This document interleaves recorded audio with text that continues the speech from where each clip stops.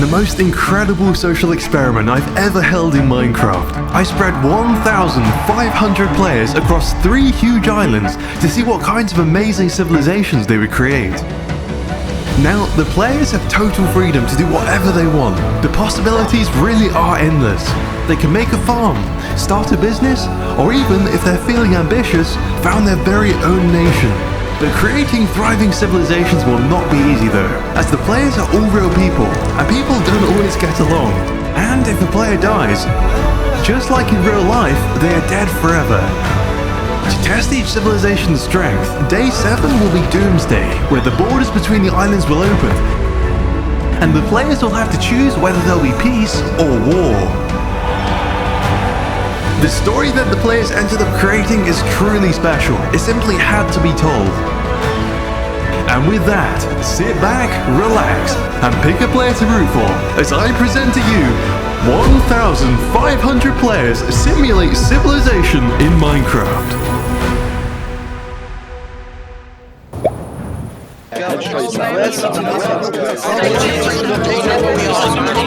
1,500 players across all 3 islands are now spawning in. With so many people, it's a chaotic rush to grab resources and to claim the very best bits of land for themselves. With all these mouths to feed, easily farmable land became extremely high in demand. It's around these areas that the first signs of civilization are beginning to emerge.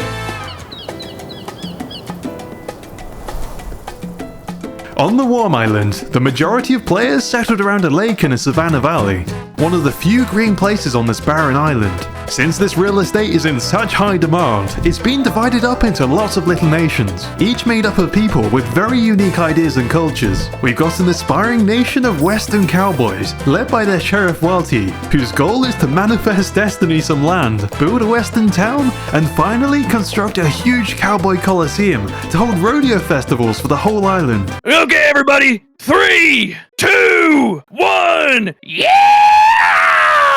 In this valley, there's also a tribe of sun-worshipping Aztecs called Tiki Tanati. Tiki Tanati, it means we love the sun in Old Aztec. Tiki Tanati claims to be a peaceful nation, but has plans to do human sacrifices to their sun god at the peak of their massive temple. To the north of the island, there's another sun-worshipping tribe called Solari. Yeah, we're the Solari tribe. These players want to construct a huge sundial to track the position of the sun to help them count down the days until Doomsday. To Solari's east, players have founded Port Sand, a nation that players plan to be the economic hotspot of the Warm Island. We are a trading city where everyone can come and set up their shop and trade for a currency. Port Sand has a neighboring group moving in called the Scientists, who are planning to conduct all sorts of experiments. We're the science team. We're gonna do some experiments. Yeah. I see. What is the goal of your research? You know, excuse me, sir. To learn. The Scientists have actually just been purchased by a big corporation, Wizard Heavy Industries, a company that plans to develop and sell weapons to the nations of the Warm Island.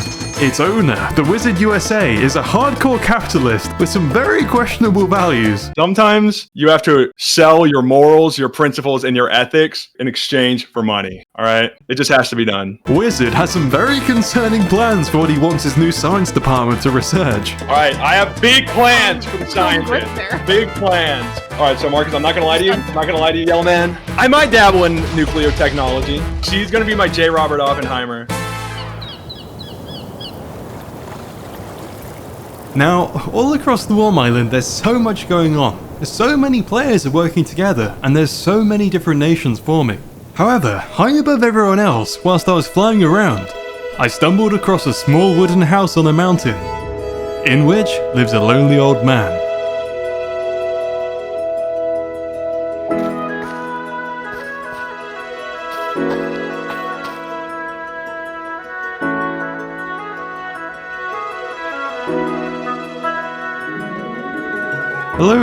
Hello. Hello. Welcome in my humble abode. I love your house. Well, I just was searching for like the highest place. What else would I need? This is Kogel. He's an old Dutch man who hasn't played Minecraft in over 7 years. All Kogel wants is to build his little home and peacefully enjoy the view.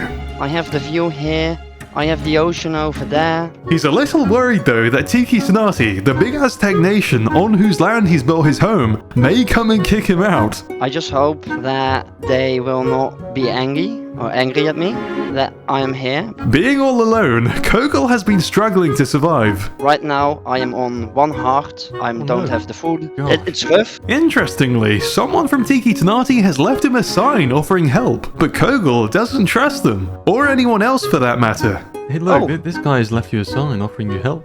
Yeah, people kind, but you know what it is? They give me a finger, and then they take my hand. They want me to join just so I can come cannon fodder for their wars. That ain't me. I will stop working on it again. Who knows? You will still see me here in a couple of days. I'll see you later.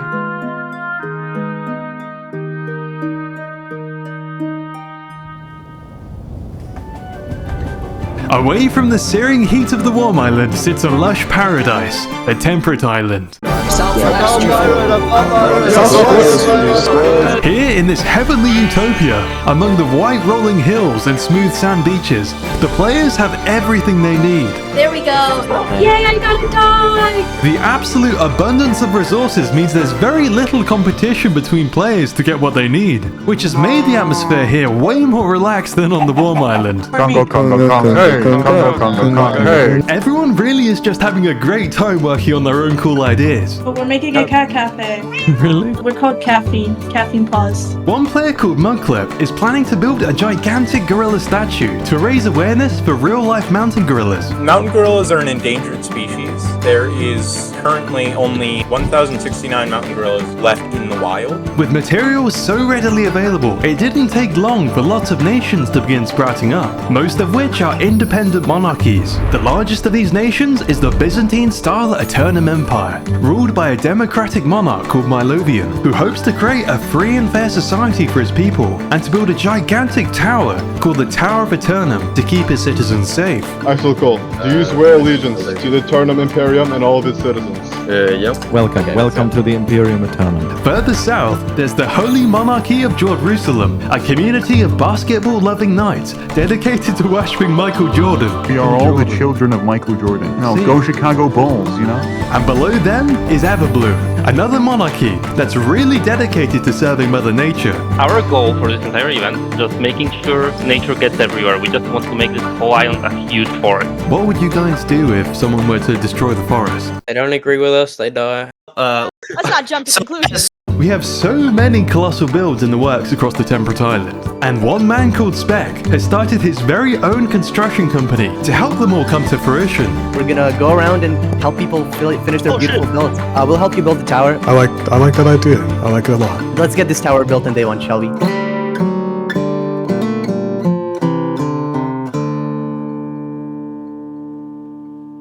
Meanwhile, over on the cold island, things are bad. Really bad. We need food, Marcus is struggling. Exploring around the island, players discovered there are very few animals across this icy wasteland. And with most of the ground covered by snow, there are very few seeds to plant into crops. This, combined with the horrific weather, led to a mass famine across the island. I need food, please. I beg. The crippling hunger isn't the only issue players are contending with though. The snowstorms mean that hostile mobs spawning at nighttime no longer burn up in the day, making them a persistent danger. There's another baby zombie. I just killed one and now there's another one. Oh dear. Things are so bad on the cold island that some players are taking matters into their own hands. Gary punched me. What are you doing up there?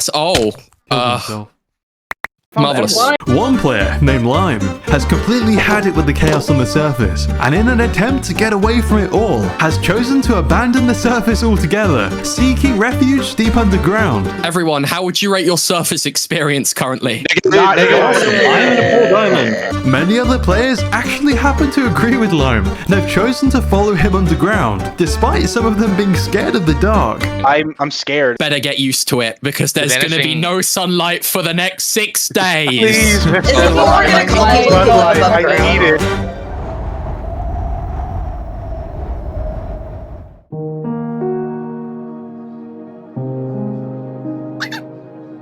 Now, up on the surface, there are so many communities starting to emerge, all across the island. There are communities atop looming mountains, whilst others have gathered around the coastline. Most are small, but there are some in the south of the island that are growing powerful. To the north of the island, between a cluster of other nations, a player named Sharphuns has founded a nation of his own atop a hill by the ocean, called Polaris, after the North Star.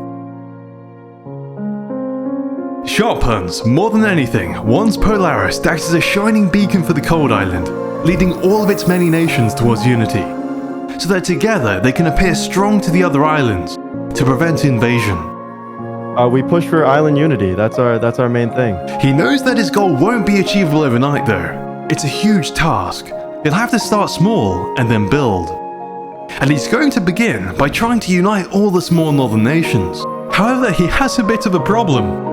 You see, his neighbouring nation, Iceford, is led by a player called IMPFAF, and IMPFAF does not like Sharphuns. Sharphuns, I just straight up do not trust him. Now, this dislike mainly stems from the fact Polaris is building their central castle upon a hill that was supposedly claimed by Iceford. He never backed down from it, so he angered Iceford. So, Sharphuns is going to be in an uphill battle as he summoned representatives from all the northern groups to Polaris in hopes of convincing them to merge together. I gather you all here today, leaders, representatives of the northern groups, for a proposal of a merger with a federation. We have many, many groups on the Cold Island. We're all really small compared to the other big groups. We all join this federation. We're all bigger on the world stage. We're more of a powerhouse. No one would want to mess with us. We would love to join you in this federation. However, we don't want it to turn into an empire. Of course, no. It would not turn into an empire. I want to guarantee everyone here, each group that joins the Federation will keep their former governments, but will agree to form a federal government for the Federation. I think that's pretty standard. They will also have to vote on a president. That sounds good to us.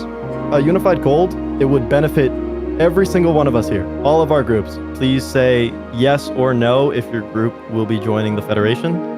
Yes. Yeah. Yes. Yeah. Yes. Iceford, what is your vote? We say yes. Great, that's great. Meeting is adjourned. Thank you everyone who joined the Federation. Sharphuns has successfully managed to sway their minds, and they all voted to merge into a Northern Federation in order to project strength to anyone who may oppose them. IMPFAF, however, despite agreeing to join, has no intention of forgiving Sharphuns for the building dispute, and has done something rather spiteful. I ran for the presidency, and so did Lele of Snowden, and I lost. I may have, I don't know why he's upset at me, but it may be because I rigged the Federation vote against him. What? What? That would do it. I would be mad too. How did you do that? What? IMPFAF has lobbied the other northern nations to vote in an influential player called Lele instead of Sharphuns as the president of the Northern Federation. Guys, I think this will work out just fine. I don't see how this could go wrong at all.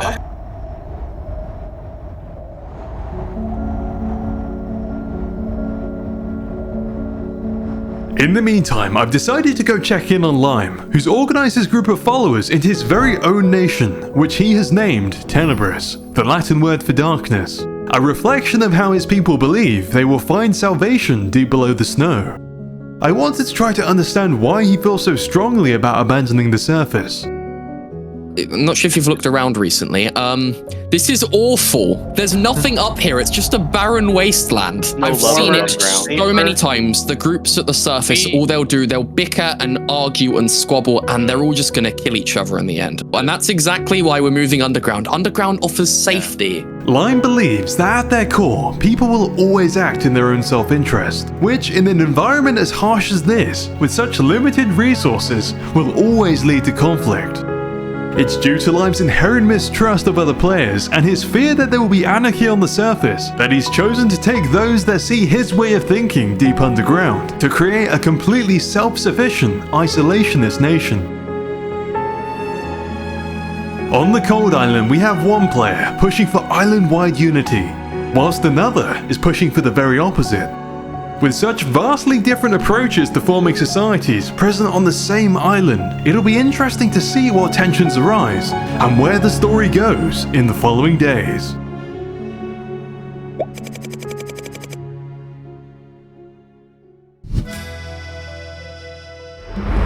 On the morning of day 2, the players of the War Island hit the ground running, with plenty of new nations sprouting up across the map. One of these nations is the Cactus-obsessed society of Cactonia. Led by their leader Shadow, they've amassed a huge camel army and built an awesome defensive gate to protect their town that actually works. The players of Cactonia drew my attention to an unusual new player who's just moved in, who's become a bit of a national monument. Some guy waited outside our nation and said, "Standing still until I'm rich." So we made him part of our nation. He has been sitting here for the past hour. No. Yeah. While there, the people of Cactonia were kind enough to invite me to a comedy show. Humpty Dumpty had a great fall. Summer wasn't too bad either. Alright.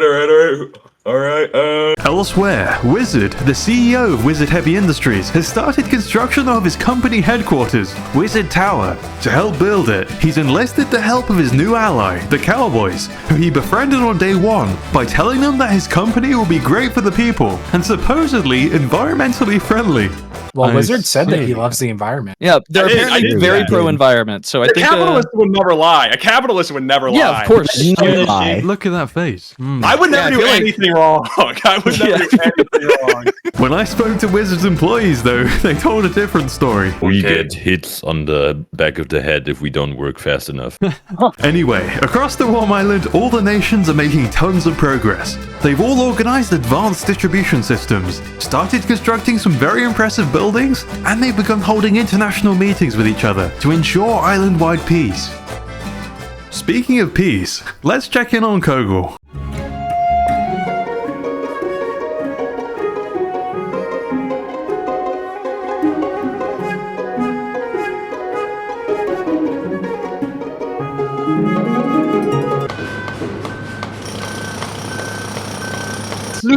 Look at this fucking thing, the building. Whoa, what is this?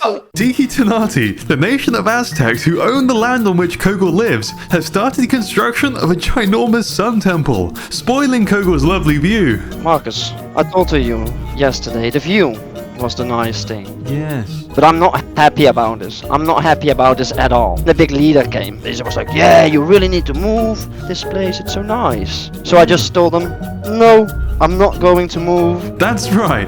Kogel refused to move to the leader of Tiki Tonati, and ever since they've been trying to bribe him with valuable items. They give me everything. Just it's like the big mega corporation trying to buy me out. I see. I'm not going to allow it. I'm going to be the Chinese guy who has his house in the middle of the highway. In fact, Kogel has been actively protesting the construction, and in return the Tiki builders have been mocking him. Look what they're doing. They're showing their... Wait, they're mocking you. Kogel is extremely determined to not let the big nation of Tiki Tonati remove him from his little home. I do have a last resort solution, but we still need some gunpowder for that. Oh. Let's hope it doesn't come to that. Yeah. But if I have to, Marcus, yeah, I'm going out with a bang. I was here first and I will defend my mountaintop with my life. But where will Kogel find enough explosives to carry out his plan? Well, he doesn't have to look as far as you might think.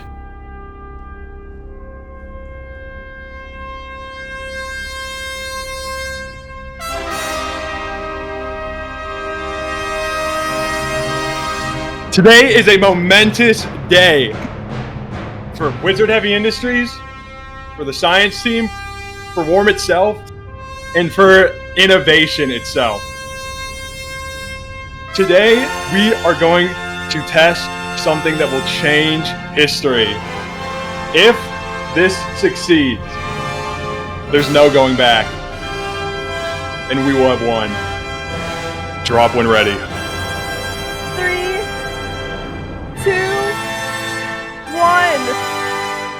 Oh, it didn't work. Oh my god. Push it, Give it another push. You're gonna die. Just push it. Walk into it. Walk into it.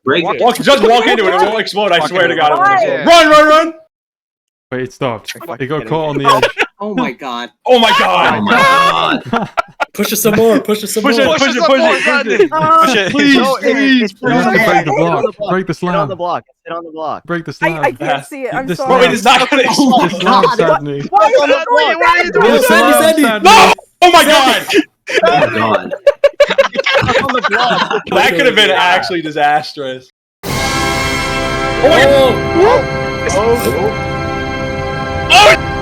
Oh my god. He lived. Oh my god. Oh my god, that was beautiful! Oh my god, that was beautiful! This is what science is all about!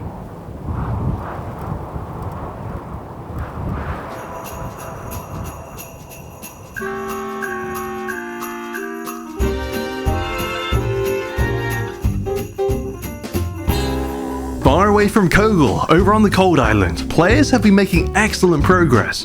For the most part, they've overcome the rough start they had on day one, and are actually beginning to pursue all of their interesting ideas. For example, out in the wilderness, this old lady has opened up a little bakery. It's going terribly, actually. Someone's vagabonded my home. They've stole my wheat. I think the cold has made everyone go mad, to be honest. Apparently, she's gotten word of a rival baker, a player named Pat, who's been giving out bread for free. I have to be the best bakery around, you know. I can't be the, can't be second fiddle to some other shoddy baker. As an elderly individual, I couldn't go over there myself, but maybe I could, get someone else to deal with them. Wait, do you wanna kill Pat? I'm a very upstanding individual, thank you very much. Are you saying that I would do something bad?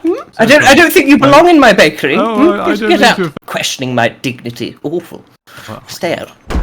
I honestly wonder if the cold is indeed making everyone go a little nuts, as the next nation I came across, or some may say cult, Sapphire Blaze, are a fire-worshipping group who are currently conducting a ritual sacrifice by burning one of their players alive. O holy flame, we the faithful have gathered to observe your magnificence. Please accept our holy sacrifice in your name. Please escort the sacrifice here to the base of the altar. Sir Sindit, embrace the holy flame. Elsewhere, I came across a player called Dismal, whose group of dedicated builders are working hard to construct a huge highway around the Cold Island to promote trade, travel, and diplomacy between the many different nations. Dismal has a bit of a problem though, as the next section of his highway has to cut through Tenebrous land, Lime's underground isolationist nation. Having to negotiate the right-of-way for all these different nations that we're cutting through is takes a bit of finesse. Dismal knows he'll have to go and ask Lime's permission to build on his land, and he's a little scared because he's heard rumors of how Lime treated a foreign diplomat on day one. Hi, my name is Ancient Gear. I'm one of the 9 Knights of Robentelia. Let me make this clear, okay? We do not want to work with you or the Surfies. We're perfectly fine here. Snowball him, lads. Snowball him. Get out of Get him. Out. Don't drag us into your politics.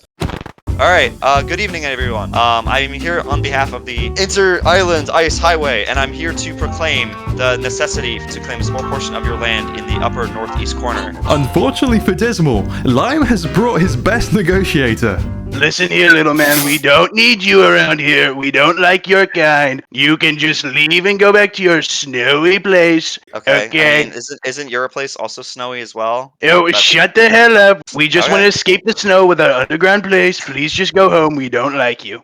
Okay. And after a vote, Dismal was chased out of Tenebrous. Let him run away. Let the little man run away, everyone.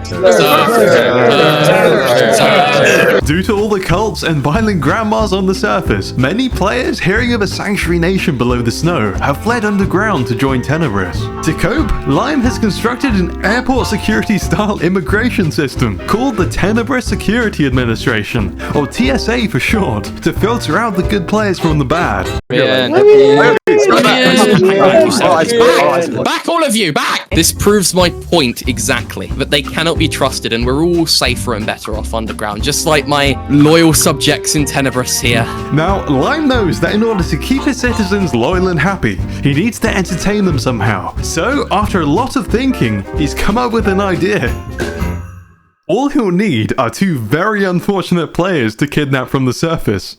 Let me introduce you to Pat, the proud owner of his very own bread charity. I'm currently trying to make a sort of charity where I make stuff and give it to other people. And then there's Ryan, a player who plans to make lots of cozy cottages out at sea, for players who just want to get away from it all and relax. I'm planning to make like a bunch of more cottages for people to stay in.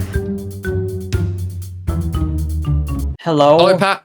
How's your day today?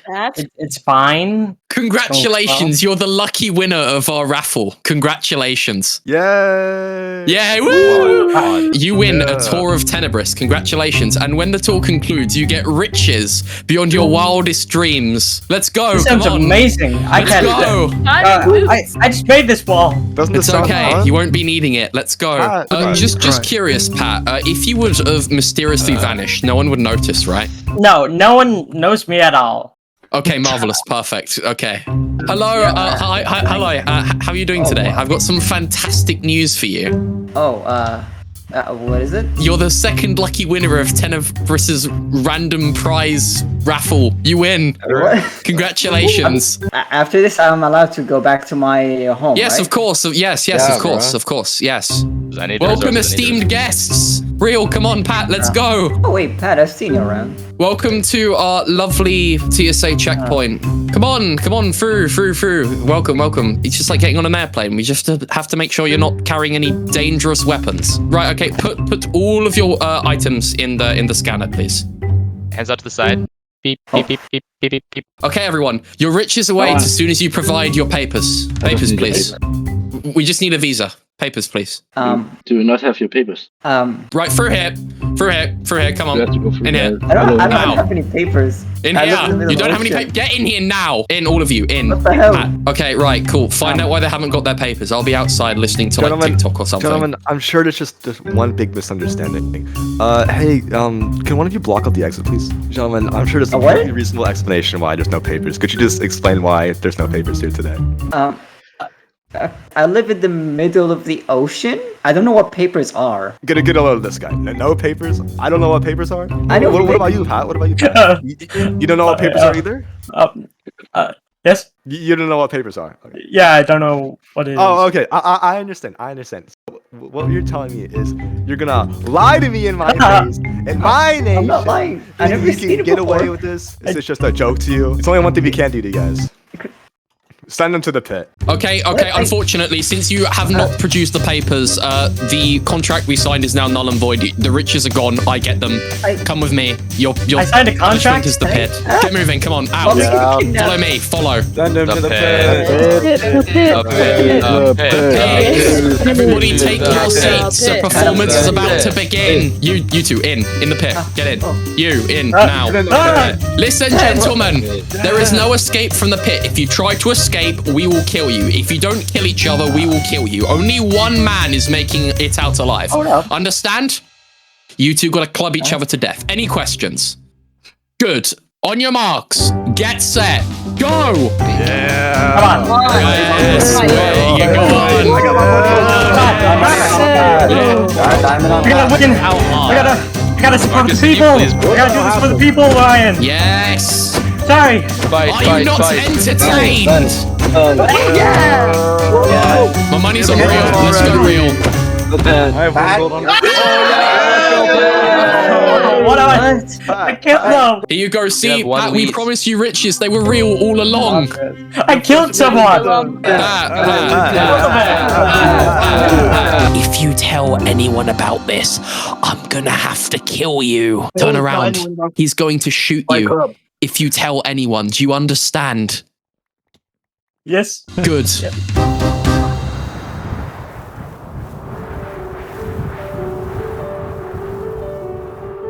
Meanwhile, over on the Temperate Island, something big is happening. On the north coast, there's a tiny little nation called Sovereignty, in which lives a player called Blindspot. Now, Blindspot has been living a quiet life in this little town, simply minding his own business and having a good time with his friends. He has, however, kept an ear open to the goings-on of the wider island around him, hearing rumors of all the huge monarchies, empires, and corporations that are growing. And in listening, Blindspot has noticed something. Nearly all of the large groups on the Temperate Island are governed by sole individuals, kings, queens, emperors, and CEOs. He's also heard rumors of a small purge that was executed by 2 of these monarchies. Apparently, Jerusalem and Everbloom had quietly taken care of a group of so-called heretics who are building a church in between their land. We did a crusade. We did a crusade. What happened? Yeah, we went and destroyed a church. We double teamed a church out of existence. Blindspot is very understandably troubled by this. He feels that having a handful of people who aren't accountable for their actions ruling the entire Temperate Island is no way to properly govern a people. He's thought it through carefully, and he wants to abolish all these monarchies and replace them with what he calls true democracy, where every single decision a nation makes is voted on by all its players equally. And so, Blindspot, one lone man, wrote up all his ideas into his very own manifesto, spent hours making copies, then he left his little town and journeyed out into the Temperate Island. Yeah, I'll see y'all later.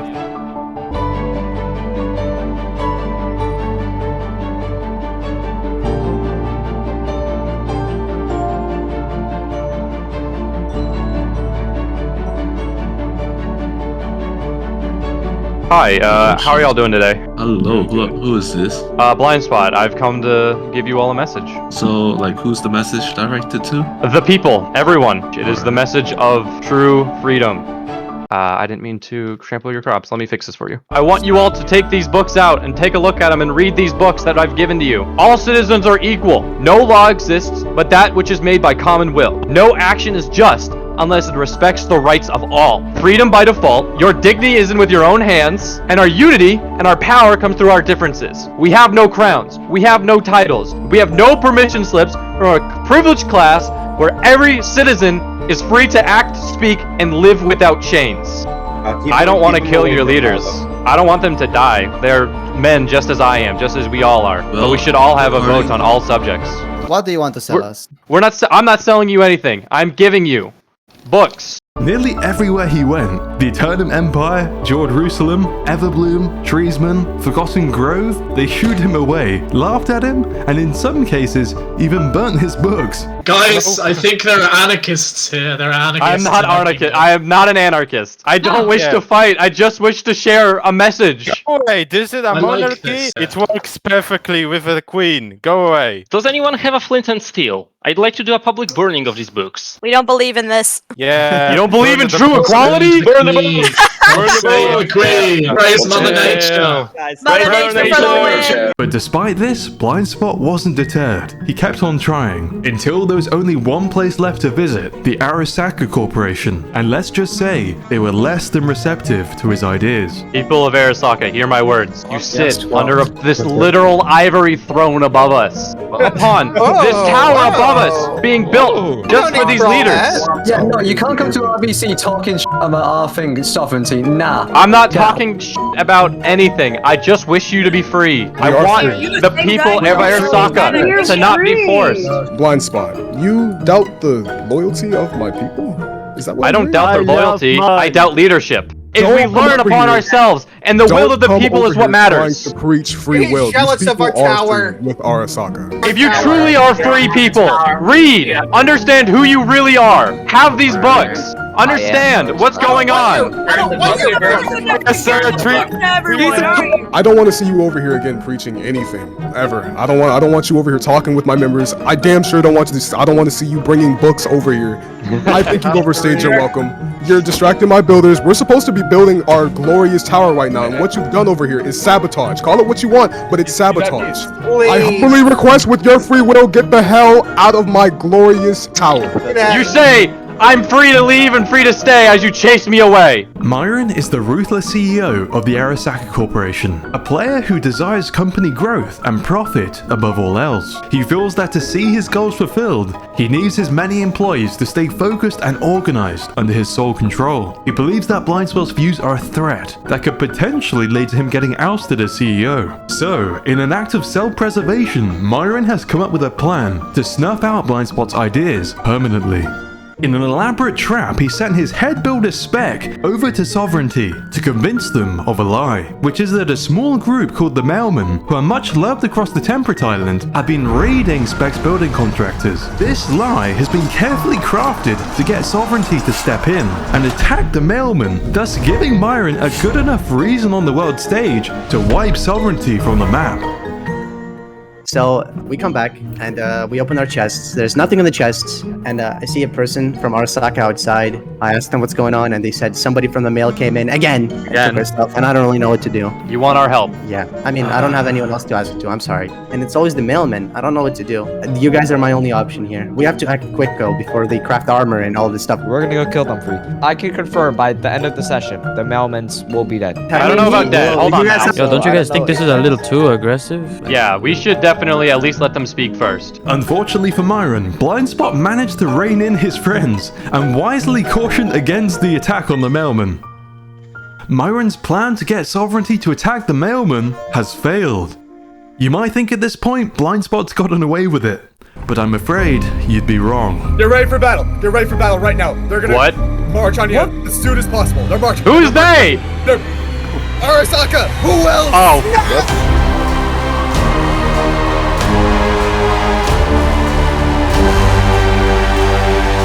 Despite Myron's plan to entrap Sovereignty failing, after speaking to the monarchs of the Temperate Island, Myron found that they too see Blindspot's views as the threat, and they've given him the go-ahead to attack Sovereignty anyway. Do we fight to live? Or do we fight to spread our message? Because today, we may fall and enter our gravestones, but our deals, what we truly believe, live on. Our books, our manifesto, our knowledge will reign on. Hopefully our voices should echo in the lungs of every person still alive to speak it.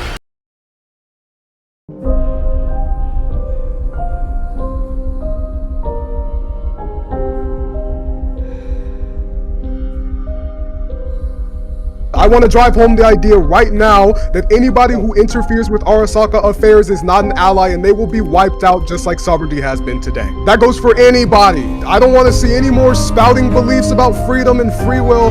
Don't come over to my lands and say that shit. We don't want to hear it. They tried to tell my people what to do.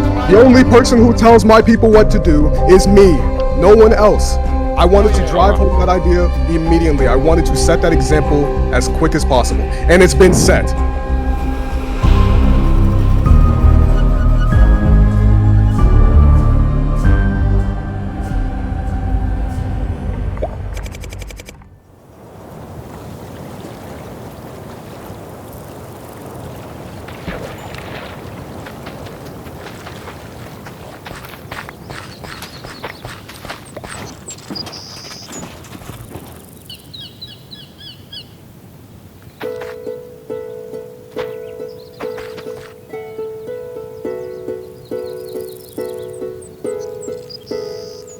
It's now day 3, and on the warm island, Kogel, by trading with some players who may or may not have stolen from Wizard Heavy Industries, has managed to get his hands on some explosives. However, he's beginning to have second thoughts about blowing up Tiki Tanati's Sun Temple. But I must tell you, Marcus, I'm a bit in a dilemma. Well, you see, the people of Tiki, they have been nice to me. As I said here once again, another gift from Gunnar, 3044. In the meanwhile, they make the horizon look like a mess, but some people are nice. You see, he's made friends with one of the Tiki players, a player called Gunnar, and it's because of his loyalty to his new buddy that he started to question whether blowing up the Sun Temple to improve his view would be worth hurting his friend. I don't want to kill someone. I don't want my friends to be hurt in my deeds. Tiki Tanati has bigger things to worry about than Kogel though. Having gone around and spoken to all the leaders of the Warm Island, I've discovered that it isn't just Kogel who has a grievance with them. Over the past few days, the nations of Embergard and Cactonia have accused Tiki Tanati of unlawfully murdering their players for the crime of trespassing upon their land. These accusations effectively dominated the entirety of the conversation during the first island-wide meeting at the end of day 2. I think this shouldn't be taken lightly because taking someone's life for just being in a land where they don't know where they are isn't something that we should embrace. Tiki Tenati claimed that it was clearly spelled out on signs surrounding their land that entrance without permission meant the risk of death. From the start, we have informed people not to come onto our land. We have the walls up, we have all of our signs up, so everyone knows that it is not a land that you can enter without permission. Luckily for Tiki Tenati, most of the Warm Island leaders accepted this explanation, and so the problem appeared to be solved. But for Ember Guard and Cactonia, this wasn't the case.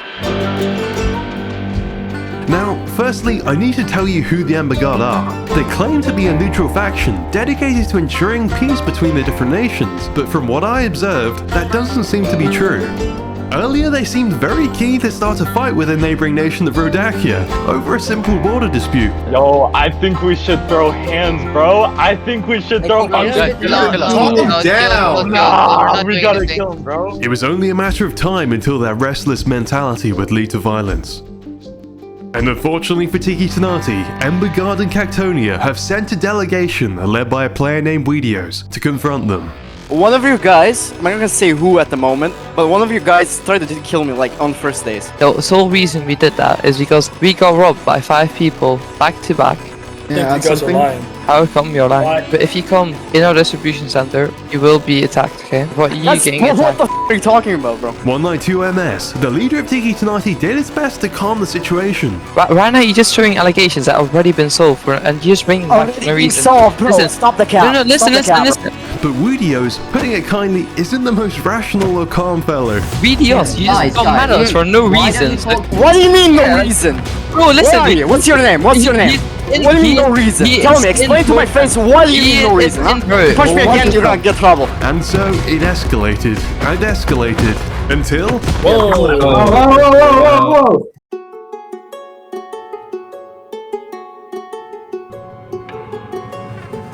With Weedios' death, the angry delegation withdrew, and for a time, things were hanging on a knife's edge. Then, Tiki Tenati made a grave mistake. While hunting down some murderers running across the desert, they accidentally ran over Cactonia's land. And Shadow, Cactonia's leader, panicked, and even though the Tiki players had no ill intent, he's using it as a justification to call upon his allies, the Ember Guard, and declare war on Tiki Tenati. If you are not already aware, we have declared war on Tiki Tenati. They have bullied us. They have came into our lands on several times without permission. They cannot be trusted. We will not be the punching bags of Tiki Tenati, and therefore we shall march into their land and kill them.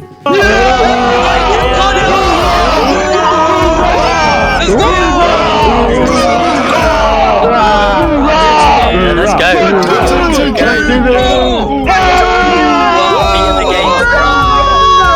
Dude, we gotta kill everybody, bro. Yep. No survivors. Let's go. No survivors. Do we accept surrender? No. No! Go! Everyone up and down! This is crazy, oh my god. Wait. Oh my god, Guys, build up. I'm on the walls! Guys, get in, attack. I'm dead. It's been fun, guys. I'm dead, it was an honor. No! They're retreating. Go. I died. 192's there, he's surrounded. 192 is right here. Kill him! He's almost dead! Let's go! What is going on? Nice, good job. Ask him to stand.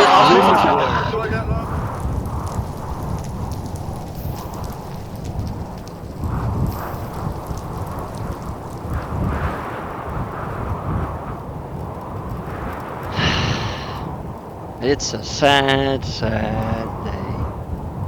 I have always dreamed of this, but not like this. Not like this.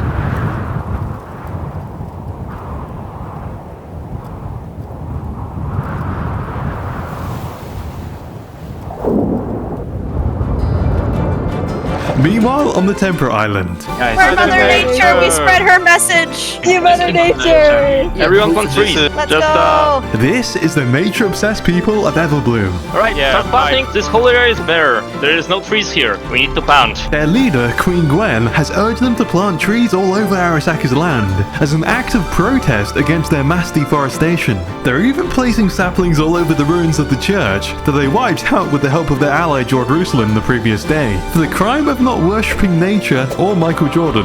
Reforest the evil Nature church. reclaims all. Reforest the heretics. Reforest the evil church.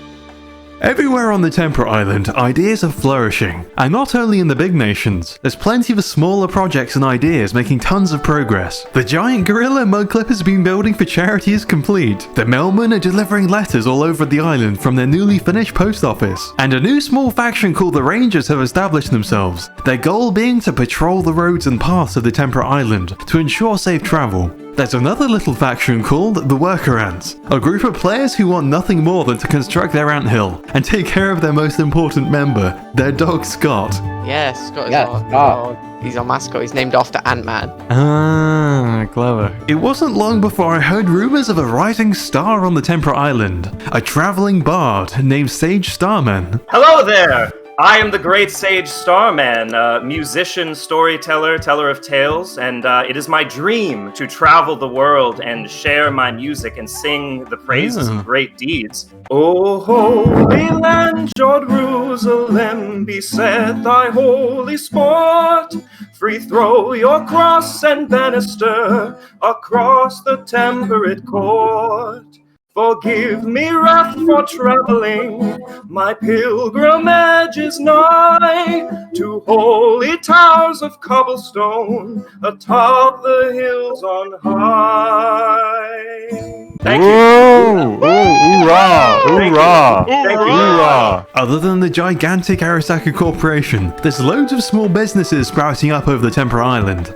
There's food trucks, restaurants, and even a cat cafe called Cat Theme, who kindly invited me in. They weren't very pleased with my order though. Could I have a nice cat steak, please? Cat steak. Yeah, it's a cat cafe, right? We don't serve cats. I can go get you. Other than Everbloom and Jerusalem, there's another fanatically religious group who for some reason worship the number 8. We worship 8 and we hate 4. Can I ask why you worship 8? Because it's a great number. Welcome to the first sermon in the official Ocho Church. Amen. Amen. Amen. Amen. Amen. And meanwhile, back in Jerusalem, there's a bit of unrest amongst the citizens about the massacre of the church the previous day. Some of them are starting to question whether it was justified. So, to crack down on any dissent, King Gappy has created a system called the Confessional, a place where players can confess any rebellious rumors they've heard. So, the Confessional is not just used for confessing your sins, but also confessing any secrets or tales you may have learned. Those secrets and tales will be passed to me anonymously, and they will be dealt with immediate effect. Players in Jerusalem have understandably started to question some of the more out there decisions their leader has been making, one of which is absolutely wild. He got a permanent tattoo of my character's face. What if I told you someone got a tattoo of you? What? Check your messages. There's no way. No. That's banners in this chest. Y'all do what y'all want to do with it. Now, that may all be fun and games, but there's some real tensions and concerns growing behind the scenes.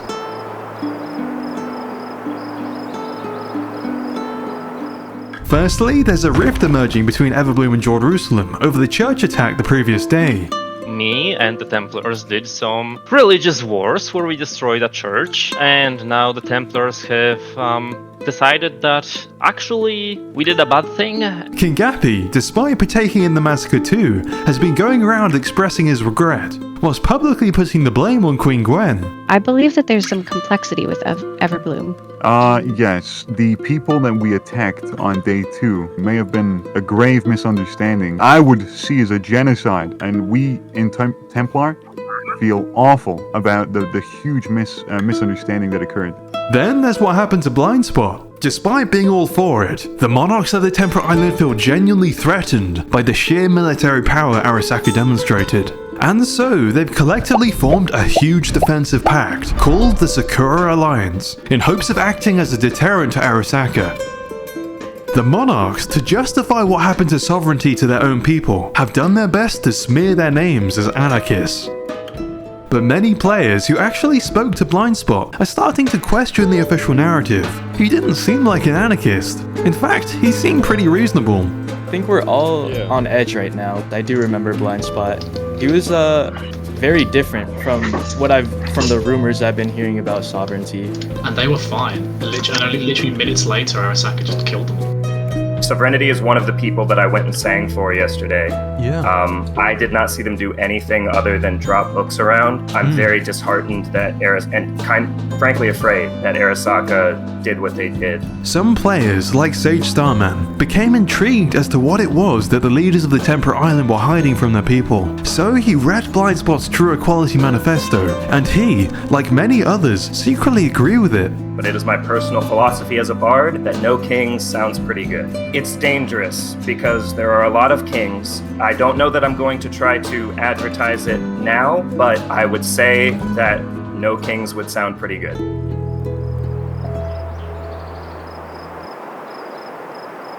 Unfortunately for the people of Everbloom, faith in the leadership of their monarch, Queen Gwen, is about to be tested in a big way.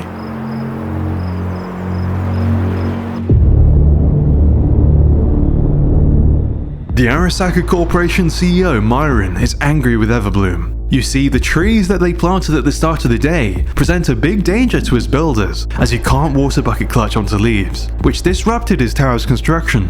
It's because of this, and his company's need for a significant amount of wood to complete the interior of their tower, which Everbloom has in abundance, that Myron has sent Queen Gwen an ultimatum. As a price for their disruption, they can either hand over a portion of their land to Arasaka by the end of the day, or Everbloom will meet the same fate as sovereignty. Alarmingly for the people of Everbloom, Queen Gwen is firmly against accepting Arasaka's demand. She's happy to let her people die if it means protecting the forest. Her citizens, however, are terrified and don't want to fight. We give them a small chunk of our land. Negotiations. I am not giving them any land. Dude, if you don't give them land, some of us are going to die. Do you want that for your own people? We have allies. Right now, I don't want war. What you going to us to do? We're going to die. So you'd rather live in fear? You'd rather live in fear? Just cower like a fool. Right now, I'm fearing the war. Then go hide. Even if we win, so many of us will die. There is an easy solution here. We say yes to what they ask of us. Queen Gwen still has hope though that her allies will come to her aid, and so she's called upon King Gappy to plead for his help. But unfortunately for her, she's been betrayed. You, yourself, are putting everyone's lives at risk by not complying with what would be a reasonable offer from Arasaka. They feel that trees are more important than their lives, and if that's the case, then let them stand like trees while they get cut down by Arasaka. We have agreed between me and Arasaka that this nation is not being efficiently ran. There's been 2 accounts now where you have vastly blown out of proportion 2 things that have nearly caused war and has caused war. So, we have agreed that Sam Knight should be the king of Everbloom, not you. Huh? I disagree. Oh, so this is what this has been about this whole damn time. You better take So that's what it's been about. This whole thing's been a game from the beginning. No. This whole thing's been a game from the beginning. And with that, Everbloom's time has run out.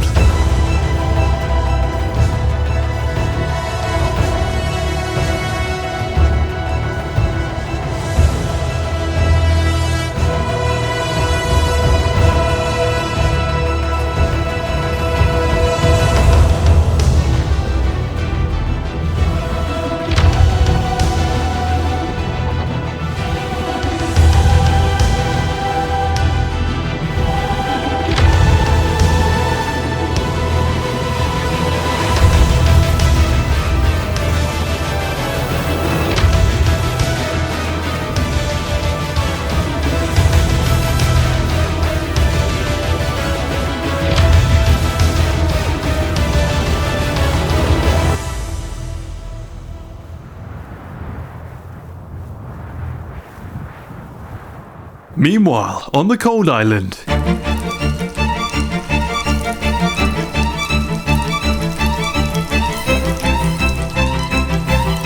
it's a disaster. The Viking nation of Torheim and large sections of the south are on fire. Well, our town hall is completely gone, bro. Even Pat's charity burnt down. This is an act of war, though. I mean, Pat was under our protection and our land. This will not stand. We will not stand. Pat didn't do anything wrong. He runs a charity shop. Who burns down a charity shop? That's the question on everyone's minds. Who could have done this and why? Torheim, having been badly damaged in the fire and being deeply concerned about future attacks, has chosen to merge with their neighbour Roventalia in hopes of projecting strength to whoever was responsible. At their joining meeting, they discussed theories as to who might have been behind the attack. There has been a couple of difficulties, especially with the people below the surface, and then the Northern Federation as well. Torheim claims that they discovered mysterious tunnels under their territory, originating from Tenebris. 3 of my guys, the scouts, found a tunnel leading directly through the mountain. They went through. It leads directly to Tenebris. However, Lime claims to have nothing to do with this. Okay, look, I don't want to get involved in this. This is ridiculous. We do not want to start conflict. Why would we do this? This makes no sense. We just want the Surfies to leave us alone. Despite this, everyone across the Cold Island is highly suspicious as him behind the raid. It's entirely possible that Tenebris sent them purposefully in an attempt to fuel conflict. It's sad to see what people like Lime can do to other people, man. You think it was Lime? I know it was Lime. Here's my rule. I'll tell you my rule. If I hear an allegation once, it's just an allegation. If I hear it twice, it's a coincidence. If I hear it 3 times, at that point it's probably true. Over in the Northern Federation, rumours about a secret Tenebris plot are spreading quickly amongst its people. It isn't exactly clear how these rumours started, but they claim that Tenebris has been digging tunnels under every nation to plant explosives beneath them in preparation for a purge day that they intend to enact on day 5. So hold on, Tenebris is putting TNT under everything? They're just rigging the place to blow up? I heard they were building tunnels under like every single. Yeah. Oh, really? So we gotta Okay, stop them so- before that happens. Yeah. We have to stop Are we Yes. entirely sure it's them? 100%. Yes. With these very concerning rumours going around, Lely, the president of the Northern Federation, is understandably on edge. We will defend our Northern Federation allies to the bitter end. She's instructed Shotpuns to start preparing her people for war. Epic, do you have any iron? No, I don't. Here, 32 iron. Make yourself armor and tools with that. With conflict clearly on the minds of both the Northern Federation and Roventalia, Lime knows it's all about to kick off. Hell is about to break loose on the surface as predicted. The tensions that have been building for 3 days are going to explode today. We need everyone underground to prepare for the oncoming cataclysm. In hopes of figuring out what they're going to do about the Tenebris threat, the Northern Federation is holding an emergency summit at Polaris.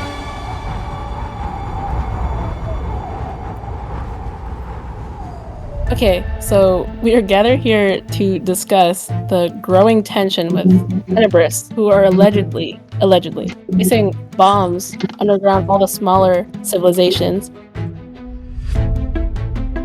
So we're gathered here today to discuss what the Federation is planning to do about this. I do agree that Tenebris is like a huge threat, and we need to find their bombs. We need to get rid of their TNT. We need to just basically disarm them before it's too late, honestly. Yeah, I heard someone floating around the idea of using their TNT against them. Yeah, Aura, what do you think about that? Find the TNT, right? And then we can use that TNT to blow them up. We find the TNT, take the TNT, blow them up with TNT.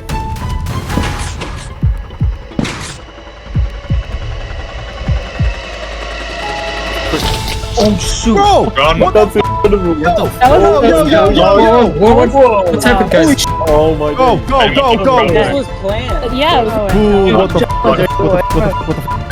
The sole survivor of the attack was Shotpuns, who survived entirely by luck when a player called Slockman annoyed him out of his seat right before the dripstone fell. How did this happen? I don't know what the fuck happened. What happened? I'm in my castle. I'm in the castle. I'm at the throne room.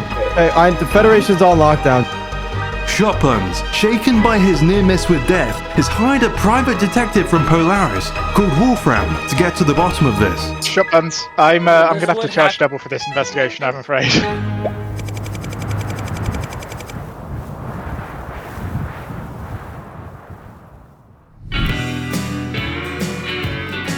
It's now day 4, and on the Warm Island, despite an entire nation being wiped off the map the previous day, things are rather upbeat. You see, no one, other than Cactonia and the Ember Guard, really understands why Tiki Tanati was destroyed. And so, for the most part, everyone's just sort of assumed that they must have deserved it. What even happened between Tiki and Cactonia, man? I don't get it.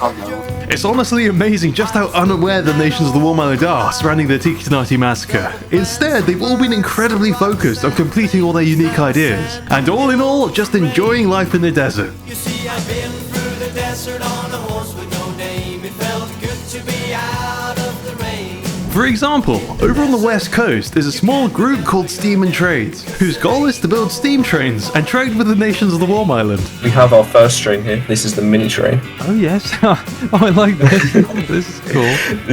This is a train which I'll end up destroying and bring to people's bases, and I've got the chest here which I'll use to trade with people. On the southern shore, there's a small nation called Varangia, who want to be the historians of the Warm Island by recording all the major events and archiving them in their Library of Alexandria. Currently, we are the most southernmost nation on the map and are building the Great Library of Alexandria to hold the entire history of what happens on this island. To the north, I got word that the sun-worshipping tribe of Solari is conducting a human sacrifice to their sun god using a gigantic magnifying glass that they built, which they call the Magnifier. I introduce to you all the Magnifier. Glory to the sun god. Solari are definitely a committed bunch. In fact, I caught them making their citizens do a leap of faith off the top of their sundial into a pit of lava. Now, there wasn't any real danger, since they put water right below the lava, so they should all just fall straight through unharmed. But I saw the opportunity to do a little trolling. Do you have faith? Safe. I have full faith. Because it may look safe down there, but if you have faith, then go and test your faith. Embrace the fire! Ode to the sun god! Oh my god, did he miss the thing? Did you miss Okay, who's next, guys? Who's next? Jockey, have you got faith? I mean, I just watched him die, but like, I think I can. You know what? Yeah, just Let's go, Jockey. You got this. Wait, what? Yeah. Marcus, did you put blocks underneath our sacrifice? No. Just to clarify, don't worry, I did revive all the people I killed. Anyway, the Warm Island really is prospering. Everywhere you look, there's impressive builds nearing completion. Just to name a few, the Wizard Heavy Industries Tower, the Holy City's Water Temple, and the Cowboys Coliseum are all really coming along.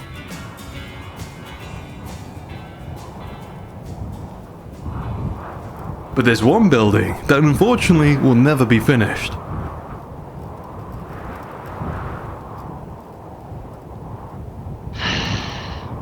Every single one has either been slaughtered or died.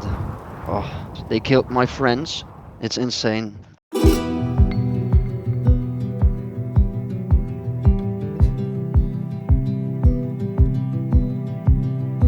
Only 2 days ago, Kogel had wanted nothing more than to be left alone to enjoy his view.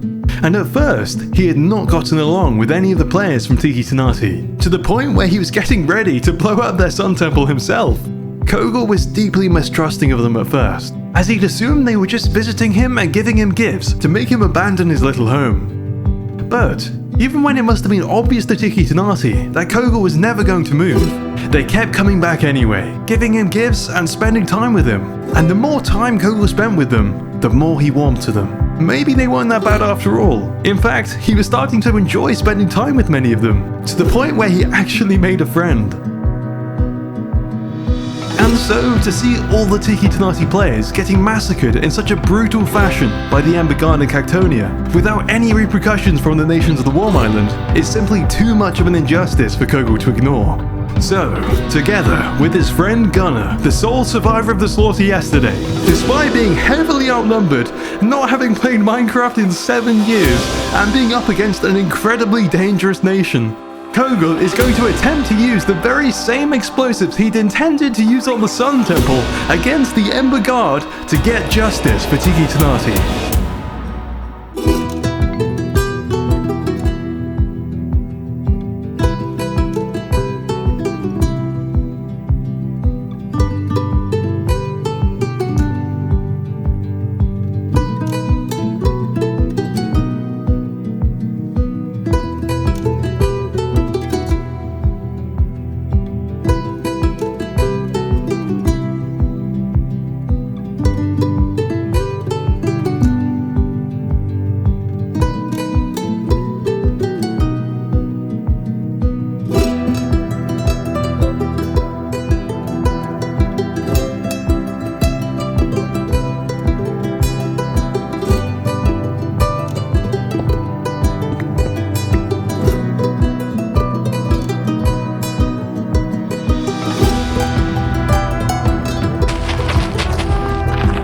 There's two guys. Oh my God. Guys. We're getting attacked.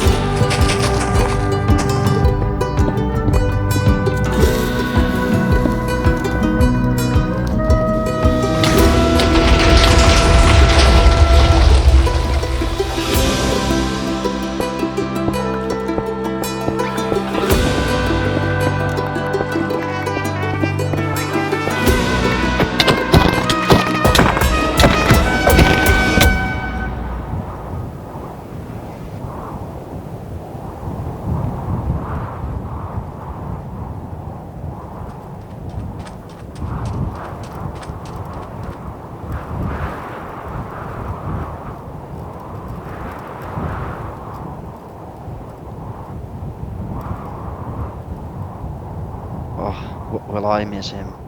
I just want to fly away, be gone with this. This is the island is it's look what they have made me do. I just wanted to enjoy the view.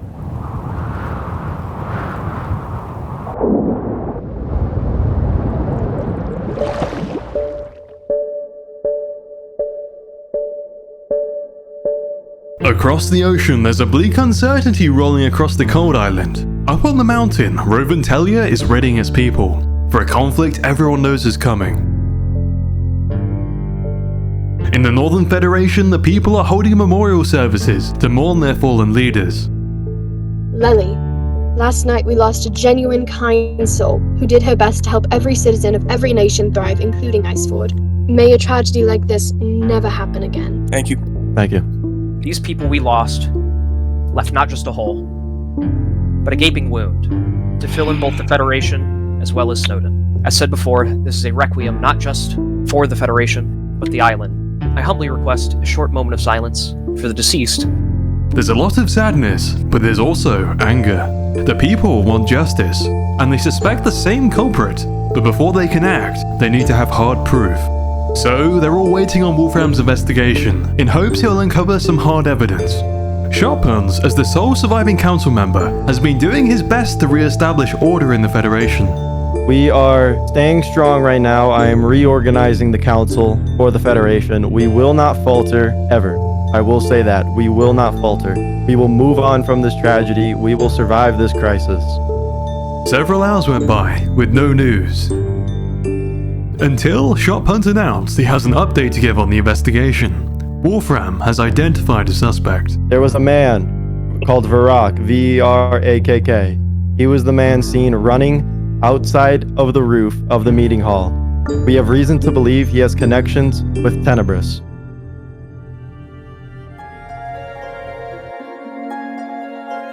Wolfram, having spoken to players at the scene of the crime, discovered that a player called Varak had been spotted jumping out of the roof of the council chamber. As to why he committed this crime isn't yet clear, but Varak is now the most wanted man on the Cold Island. At least he was for a short time, as it wasn't long before some startling news came in. Varak has turned himself in to Detective Wolfram, and he's not alone. A player called Gibbs Chaos, Lime's second in command down in Tenebris, is with him. Wolfram escorted Varak and Gibbs to the Northern Federation, where they had a lot to say. I have some very, very important information. As you can see, I have Varak and Gibbs with me. They have both agreed to come forward and provide some information on what happened. Alright. We're listening. Lime is the one who paid Varak, and Varak can confirm this, to execute I was your leaders. contracted by Lime. Lime is hell-bent on destroying the surface dwellers, as we call them, or serfs, as he calls them. He believes that the Northern Federation is a threat to Tenebris, and that by dividing you, by killing all your leaders, he is stronger for it. That's why he's willing to kill your entire council. We need to stand strong against the other islands. This is why I've come forward, because we need to stand strong and we need the numbers, and if we allow Lime to continue doing what he's doing, the killing he's doing, we are going to be destroyed. Tenebris, though they have pretended to be on our side, it is clear that they are not. We will punish Lime for the murder of the council. Thank you, Varak. Varak, I forgive you due to the information that you've given us. Gibbs, thank you for coming forward. Spread the word. The entire Federation needs to mobilize. News quickly got back to Lime down in Tenebris that Varak and Gibbs were testifying against him, and he immediately put Tenebris on lockdown. Then Lime called an emergency meeting, where he did something unexpected. He's claiming that he's innocent. So, all of you, you're probably wondering why I brought you here, aren't you? Yes. All of you say yes. You all saw what happened in chat, right? Like, I know 7 leaders got drip stones landed directly on their foreheads. Yes. Yes. They're claiming we organized that. With what evidence do they have? No evidence. I think they brought in a private investigator to just lie for them. I think someone is framing us. I don't know who, I don't know why. Regardless of Lime's claims of innocence, backed by the testimony from both Gibbs and Varak, the Northern Federation and Roventelia are both mobilizing their armies to march on Tenebris and arrest Lime for the crime of murdering the leaders of the Northern Federation.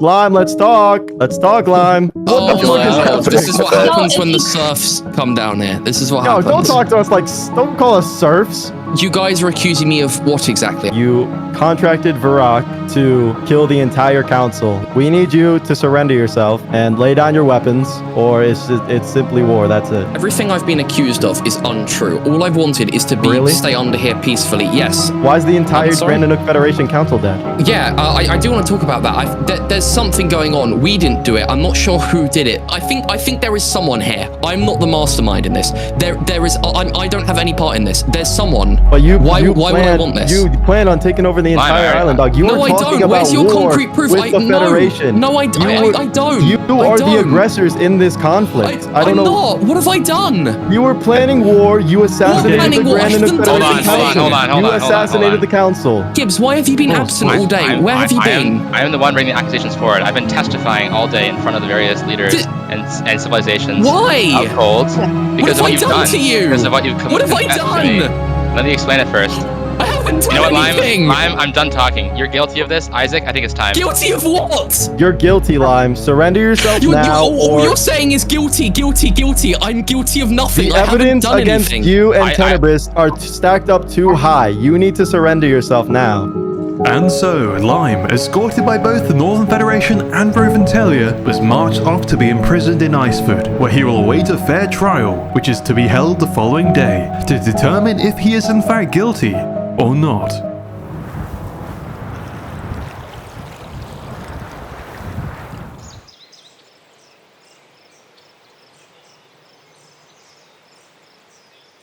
Over on the Temper Island, today is Myron's birthday. And the employees of the Arasaka Corporation are throwing their CEO a party.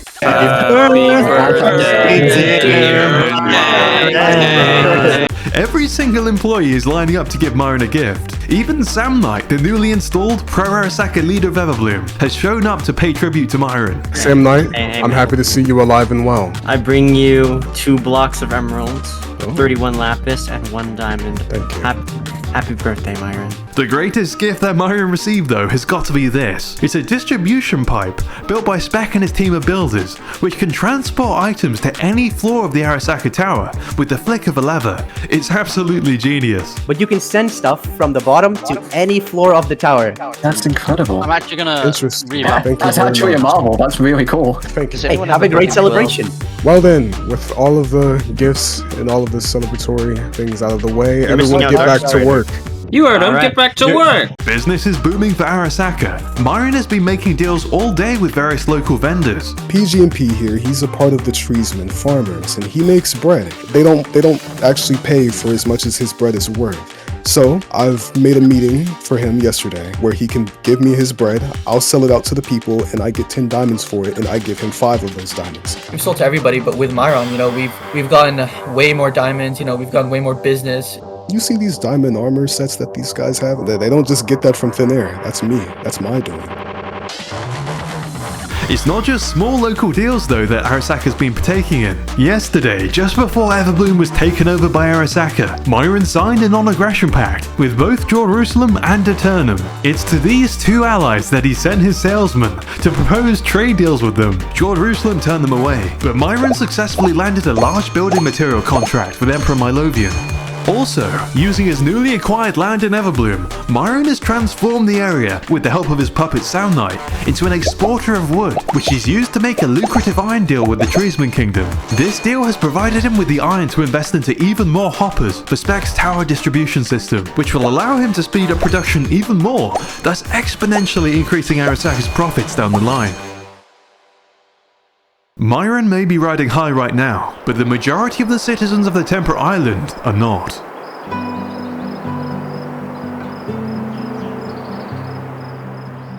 After their homes were destroyed, the citizens of Everbloom have for the most part fled deep underground. A lot of us are sad and scared, I would say. We lost a lot yesterday. We're homeless currently. The Mailmen, the most love-neutral faction across the Temperate Island, are in fear for their lives. They just turned down an offer for a merger from Arasaka, and are very concerned they'll meet the same fate as Everbloom. It is kind of terrifying that we did decline the merger request with Arasaka. We all saw what happened to Everbloom. The citizens of Forgotten Grove, the floating nation in the center of the map, deeply regret not stepping in to help Everbloom in its time of need. I'm very, very upset about what happened. It's disgusting. The second time this On has our happened, side. and we want to prevent it from happening again and again. Their queen, a player named Honey, like many of the other leaders, is worried that her nation might be next. Yesterday, I believe that Everbloom was massacred. I respect Gwen's decision to stand up against Arasaka. I think that the only chance all of the small nations have against Arasaka is to band together.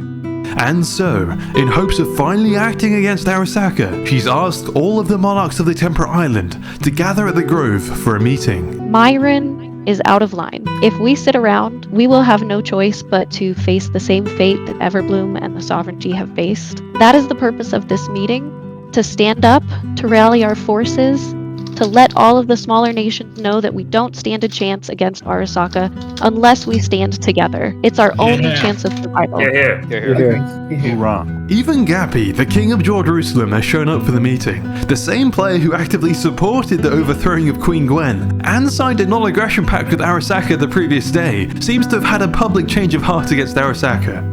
Although many players suspect he's secretly supporting the Sakura Alliance again because he's seen which way the wind is blowing, and with all his citizens wanting Arasaka gone, he's bent to their will in order to hold on to his power. There is one monarch who isn't on board with the Sakura Alliance acting against Arasaka though. Milovian, the Emperor of Eternum, has signed non-aggression pacts with both the Sakura Alliance and with Jerusalem and Arasaka the previous day, and unlike King Gappy, he has no intention of breaking his word by taking part in an attack on either side. Yeah, we have some disagreements here. We think attacking them would break our previous treaty and make us look even worse. Us attacking Arasaka now would be stupid. Really, when you look at the actions of the monarchs from an outside perspective, you have to admit, many of their actions seem morally questionable. Queen Honey may be doing the right thing now, but where was her support of Sovereignty or Everbloom when they most needed it? King Gappy wiped out players for just building a church. He aligned himself with Arasaka to overthrow Queen Gwen, and when public sentiment swayed against Arasaka, he conveniently changed sides. Emperor Milovian's insistence to keep his word to his allies is admirable, but that means he values his own honor above the welfare of the citizens of the Temperate Island. Regardless though, the Sakura Alliance is gearing up to seize Everbloom from Arasaka. Before we get to that though,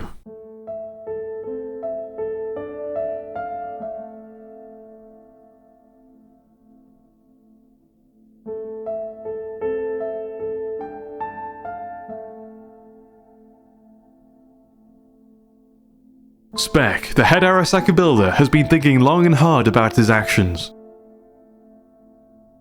He'd agreed to go along with Myron's attempt to ensnare Sovereignty on day 2, because Myron had promised his builders great wealth. But after seeing what happened, Speck feels extremely guilty. Yeah, we made a big mistake. I thought Arasaka was a group of good people who were working towards the well-being of the island, but from what it seems, I was wrong. Yesterday, a group on the other side of the island named Sovereignty, if you remember their leader, Blindspot, he came over and he tried to preach the idea of everybody being equal. He tried to do it through diplomatic means. He tried to talk, he tried to persuade people. He didn't take any action. He knew that Arasaka would overpower him, and they did. And a lot of people died. I feel like we bear responsibility partially for that. But I think we need to redeem ourselves. If they think they can take down an entirely peaceful nation that worked towards nothing but well-being of this island, just to expand themselves, just to show and instill fear in the hearts of other nations, I think it's time we need to show them that there are still people who are willing to fight back.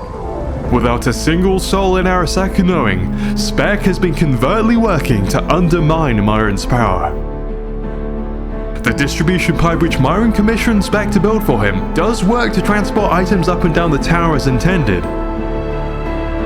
But Spec has built a secret feature into it. A hidden lever, which when pulled, diverts every resource flowing through the pipe down a hidden shaft, siphoning it away from the corporation and into the hands of the people. That is sick! So go down. Jesus Christ! You realize that if you do kill me, Myron will come for you.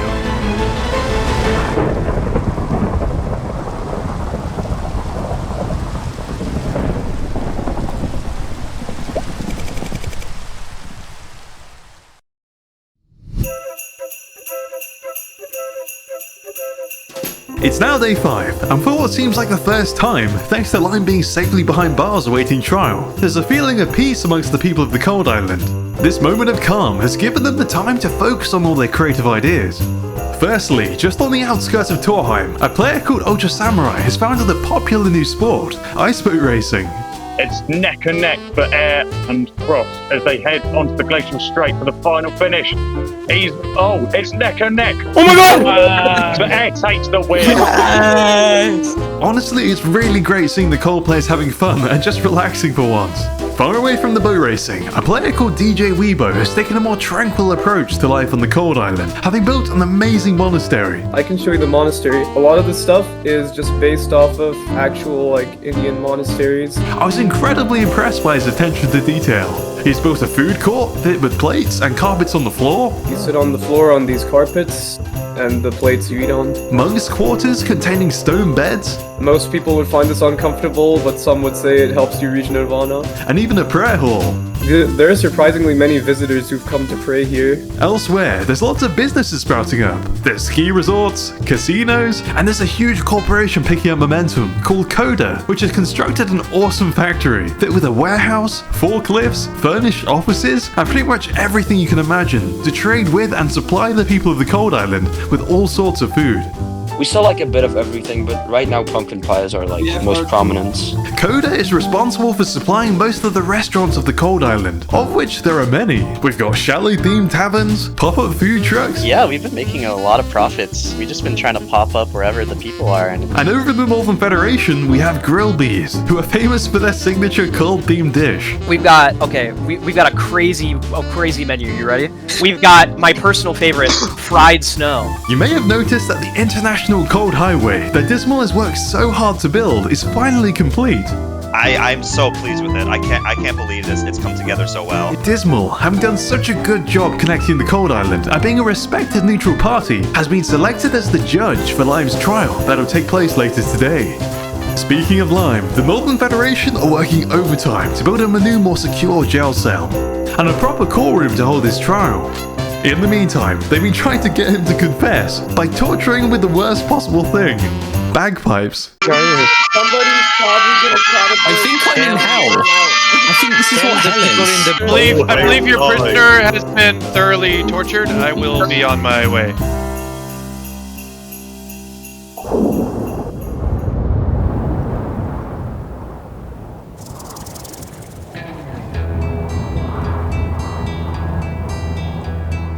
Following the bombing of Embergard yesterday, Kogel is in hiding. Many players hearing of the attack have begun to question how two bombers could have gotten their hands on so many explosives, and so are starting to point fingers at Wizard Heavy Industries. Wizard, its CEO, wanting to set the record straight, has called upon the Warm Island to attend a press conference in front of his tower, where he plans to make a big announcement. I wish I came to you all now with words of comfort, that we could all just bury our heads in the sand and wait for the hardship to pass. But I can't do that, because it's a lie. From me, you will get no comfort, only the hard truth. This island is in trouble, y'all. People are dying left and right. It's bedlam in the streets. Everyone is scared and confused and hungry and can only take so much more, but not us. Not Wizard Heavy Industries. As difficult as the path forward may seem, y'all, I genuinely believe that we have what it takes to not only survive, but thrive. And we need to continue down that path, strengthening ourselves and furthering the warm mission.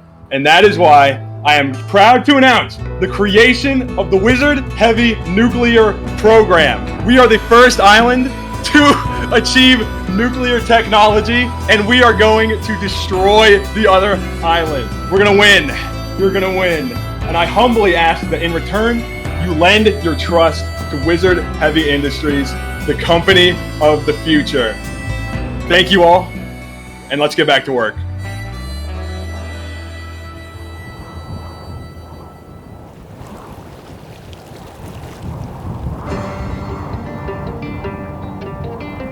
Many of the nations of the Warm Island were already mistrusting of Wizard, but now that he's revealed he has a nuclear program, people all over the Warm Island are deeply concerned. Frankly speaking, I've never trusted Wizard since day one.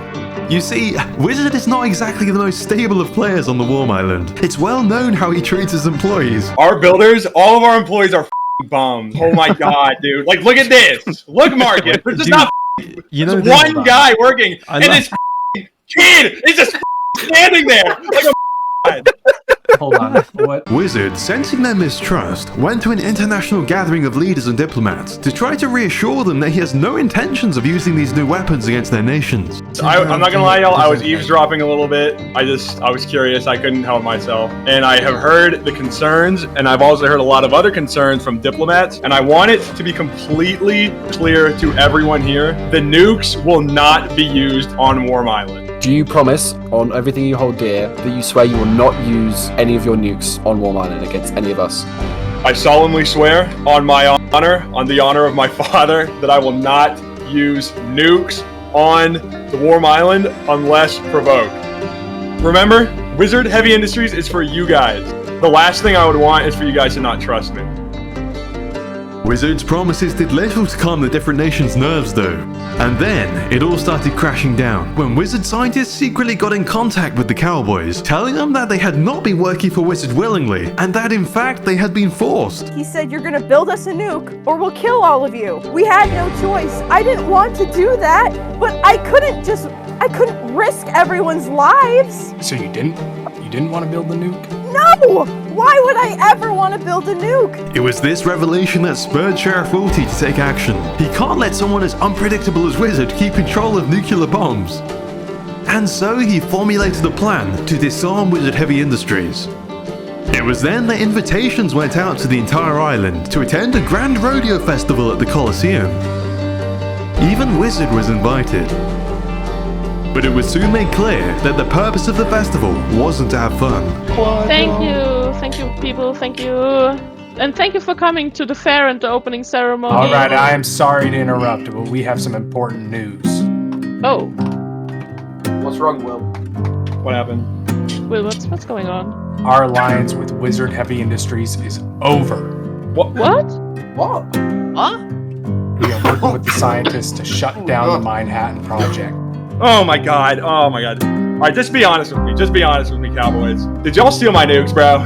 Damn straight. You stole my nukes? We stole the nukes, brother! When? When did you do that? Oh, you were enjoying yourself. We took a little visit to Wiz Heavy Industries. Do you understand what we are up against, y'all? It was not for this island, it's for the other islands. I'm gonna give you one chance. I'm gonna give you one chance to give it back. What are you gonna do? Yeah, what are you gonna do? Drop the nukes? Which nukes, brother? No, Gunslinger. I didn't want it to come to this. I didn't want it to come to this. But I did have a feeling y'all were gonna do this. I did have a feeling y'all were gonna do this. Which is why I have set up one nuke somewhere on this island. What do you mean? Bert, you know what you gotta do. What? Huh? No. Cowboys, get back to the town now. Go town back. Get to the mines! Yes! Get to the mines! Yes! Cowboys to the mines! Yes! The general store! Yes! No! Yes! No! Yes! Run, Cowboys! Oh, someone died! Oh, shit! Oh, shit! Oh my My store. Wizard. Oh my god, wizard. That's what happens, and there's more to come. There's more to come from Wizard Heavy Industries. You forced my hand. I'm not fucking around anymore. I'm not playing around.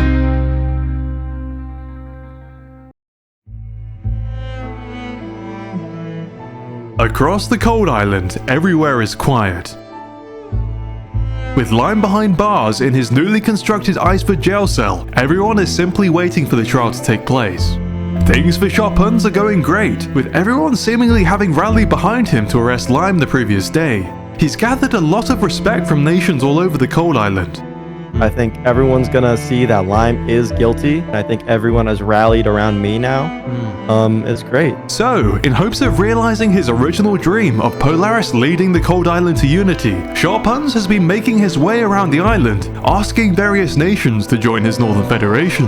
And it's looking likely that most of them will join. I want unity on the cold island. I just want peace. I feel like the unity and peace can be achieved through the Federation, so I'm just going around asking all the groups if they want to join it or not. In theory, everything is going great on the cold island. Island-wide unity seems to be right around the corner, and the person responsible for the Northern Federation massacre is safely behind bars. At least, that's how it appears to the people on the cold island. But something isn't quite right. It's almost too good to be true. Sharpuns was taking a break from all the nation touring in his home castle of Polaris when he received word that Lime wants to talk. And Sharpuns knows what he wants to talk about.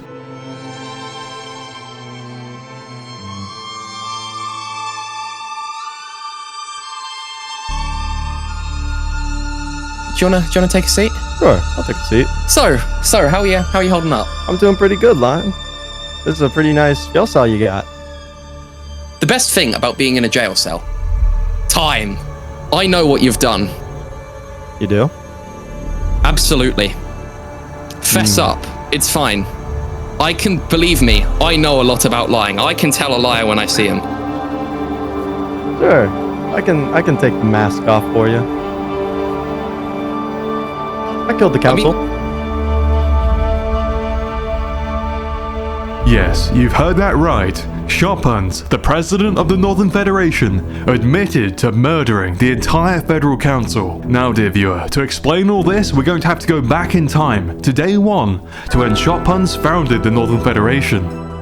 Sharpuns, more than anything, wanted Polaris to lead the island's push towards unity, and he worked hard to make that a reality. The Federation was his idea. He was the one who spent hours writing their constitution. He was the one who conducted diplomacy with all the other nations, and he was the one who held their founding meeting. So, after having done all of that, when IMPFAF, leader of Iceford, intentionally lobbied the other northern nations to elect Lely instead of Sharpuns as the president of the Northern Federation, Sharpuns was outraged, and in his anger, he had an idea.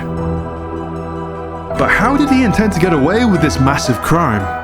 Sharpuns paid off one of his own Polaris citizens, Private Detective Wolfram, to help him use Lime as a scapegoat for the murders. But what about his two key witnesses, Varak and Gibbs? Well, you see, Varak, as a founding member of Polaris, was perfectly willing to take the fall for the murders to help Sharpuns get away with it, as Varak knew that Sharpuns, as the sole survivor, would become the president of the Northern Federation, granting him the powers to later pardon him for his crimes. But what about Gibbs? Why would Gibbs, Lime's second in command, go along with the conspiracy? Well, from the very start, Gibbs was secretly very unhappy with how Lime was running Tenebris as an isolationist nation.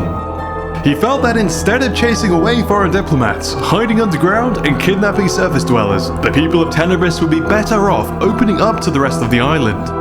And so, when the Northern Federation assassinations happened, Gibbs was more than willing to go along with Sharpuns' conspiracy, in hopes that he would become leader in Lime's place.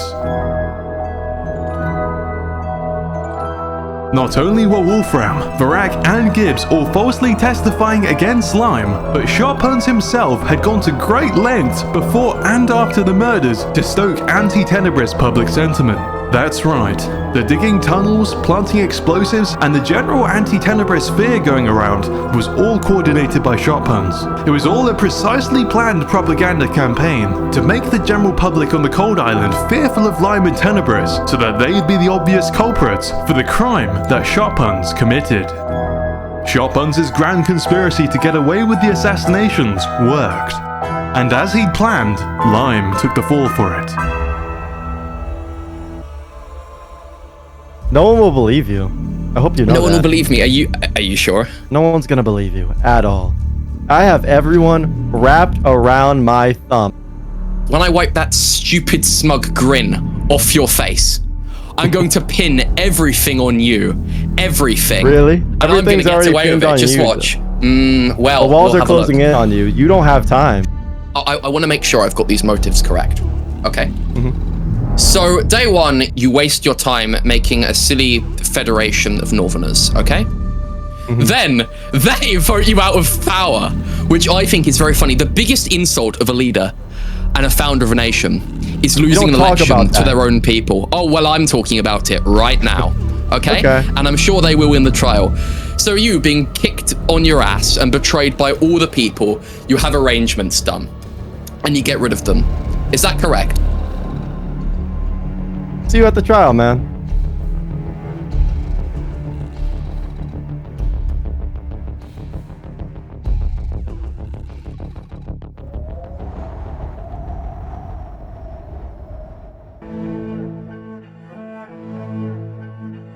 It is now time for the trial of Lime, with Detective Wolfram leading the prosecution, Barak and Gibbs ready to stand as star witnesses, and Dismal, who is known to have his own bias against Lime as judge. Sharphunt is confident Lime will be found guilty and executed. Then, with this all behind him, he will be left in peace to finally achieve his original goal of securing the unity of the Cold Island with Polaris at its head. There is one thing that Sharphunt hasn't planned for though. The citizens of Tenebris have their leaders back.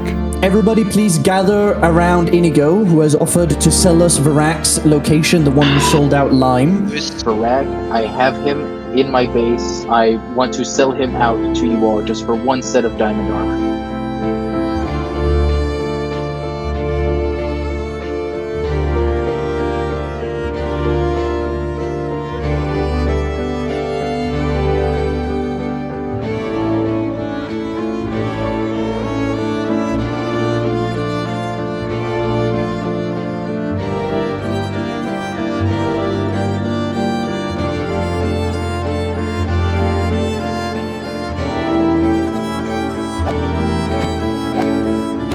Barak has been killed by members of Tenebris, removing a crucial witness Sharphunt was hoping to use to falsely implicate Lime. To Sharphunt's horror, his other key witness, Gibbs, hearing of Barak's death and fearing for his own safety, has chosen to not testify at the trial. Suddenly, Wolfram's case against Lime is far less solid. Sharphunt's is on the back foot. Despite this, Lime knows that anything can happen. His life quite literally depends on whether his lawyer Midi can get through to the jury and convince these 11 Cold Island players that he is innocent. So, to begin the proceedings, I am Honorable Judge Dismal, and good afternoon, everyone. I hope we are going to get a fair, safe, and hopefully just trial for Lime 42, who has been charged with several accusations: engagement in grand conspiracy, orchestration of murder, and targeted killing of high-ranking officials. I will now hear the opening statements starting from the prosecution. Now, ladies and gentlemen, as a detective, I've witnessed some despicable crimes in my career, but nothing compares to the disgusting crimes of Line 47. A man who single-handedly ordered the simultaneous assassinations of at least 7 foreign leaders. We have witness testimony, transcripts, photographic evidence, and character statements that demonstrably show Line 42 to be guilty. It is a great joy to be here representing the prosecution, such that this man can be brought to justice. Alright, thank you very much. The defense may begin with their opening statement. To please the court, today I, the defense, will show through proof, evidence, and fact that Lime, my client, is indeed innocent of all charges. The prosecution's case is built on nothing but sensationalism, hearsay, and pure, unadulterated falsehoods. I indeed intend to prove that not only is my client innocent, but that the prosecution and his lawyer conspired in a massive conspiracy, a web of lies, and caused these assassinations themselves are guilty. Thank you. Thank you, Midi. Wait 1 second, please. By prosecution, you refer to both the lawyers Wolfram. at the stand today, and as well as shotguns. Is that who you're Yes. referring to as the prosecuting party? Yes. I understand. Who was elected the first president of the Federation? That would have been Lily. So not Shop Puns. Okay. Correct. So the founder of the Federation is Lily. Is that correct? I mean, founder and leader are two different things. I would argue that Shot Puns had a lot of his hand in the play of the founding of the nation. Mr. William, as a leader of a nation of the Federation, in your opinion, did Shot Puts have motive and gain to be had from these assassinations? I would Objection, say speculation. It's not my place. Objection It's not my place to say that. Objection sustained. Mr. Wolfram, where are you located? Your practice. At present, I'm located within Polaris. How can you maintain that position when you yourself are under the governance of the man accusing my client? You're saying you expect this jury to believe that you have no motive to lie about your findings to please the man that controls. It was a normal meeting. Then I got hit out of my seat. As that happened, the trap in the ceiling immediately got pulled, killing the entire council with dripstone. I turned around, and right before the entire council got killed, I saw dripstone fall from my own seat as well. Defense, you may begin your cross-examination. Yes, Your Honor. Mr. Shot Puns, Varrock is a citizen of what nation? At the time, he was part of Polaris. On Wolfram's case report, it was found that he was contracted by Lime himself to add that into the meeting hall itself. As you dripstone claim. trap. As you and Mr. Wolfram claim. Objection, Your Yes. Honor. That is argumentative. I would like you to return to your seat, and I will call Lime to the stand for the final testimony. I had no part in this whatsoever. Varak, there is no history between me and him. I have nothing to do with this man. We have statements from both Farak and Gibbs Chaos, your second in command, stating that he was a spy placed within the Northern Federation, that you had contact with him, and that you instructed him to conduct these traps. If I may, people can lie. Objection, Your Honor. If I may, Order. The prosecution is testifying willy-nilly, and you're allowing them to do so. At every attempt, I've tried to avoid conflict, and I don't see how I would never order the deaths of these innocent leaders. I wouldn't do it. His truth may not align with the real truth. That is for the jury to decide, and I will ask Lime to step back to the defendant's table so that the jury may deliberate. After a very rigorous 3 hours, the trial is over. The fate of Lime, Shot Puns, and the entire Cold Island are now in the hands of 11 jurors. First of all, Lime is currently innocent until proven guilty. He is not guilty until proven innocent. I'd say that Lime is innocent, based off what I heard about his character mostly. Okay, let me speak. Just taking things based on character is not a fair assessment. There was actual proof given by the prosecution. Tangible stuff. Can you name the proof? Also, Varak testified that Lime paid him off. That's the big thing they've got. And that feels kind of suspicious, doesn't it? For 30 long minutes, the jury went back and forth, fiercely debating both ways. Lime, knowing that if he's found guilty, he may receive the death sentence, nervously awaited the result. Until the jury reached a verdict. Okay, hello everyone. In a vote of 8-3, Lime was found not guilty. Thank you, everybody. Thank you. By a vote of 8-3, Lime was found not guilty.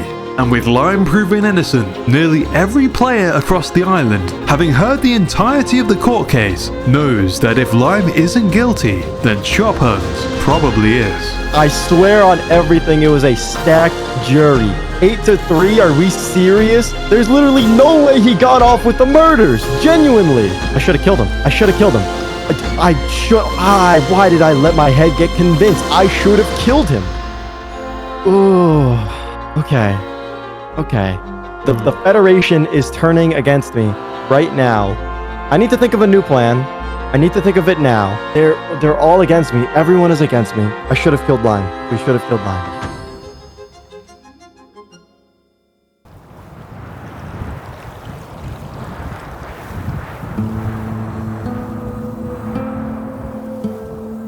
Meanwhile, back on the Warm Island, Sheriff Will T is utterly grief-stricken by the deaths of his players and the loss of his general store. I'm devastated that somebody that I would have called an ally did this to us. Over in Wizard Heavy Industries, Wizard has come up with a plan to reclaim his precious nukes from the Cowboys. I do have a plan on how I can get the nukes back. It's a Hail Mary, if you will. The plan is we bring Will to me alone. He's also instructed his employees to prepare to defend his tower at all costs, which is likely wise, as Solari has formed a new military alliance with the other northern nations, called the Sunfire Alliance, and after witnessing the bombing of the Cowboys, has plans to launch an all-out assault on Wizard Heavy Industries. All of you, or most of you here at least, all saw with your very own eyes that Wizard Yurumsei himself stood right here, looked me in the eye, and promised me that he would not detonate any nuke on warm soil. And what did he do yesterday? He blew up an entire chunk of the Cowboys right over there without a second glance.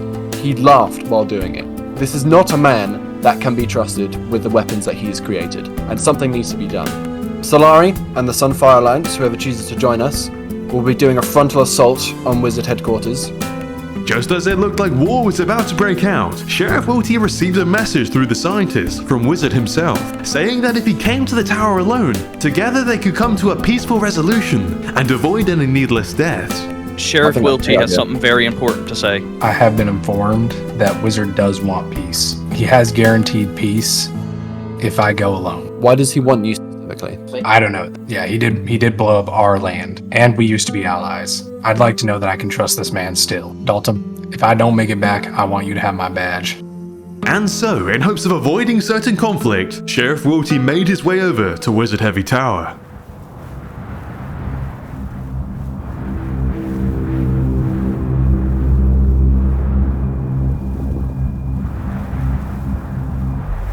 Oh man, Will.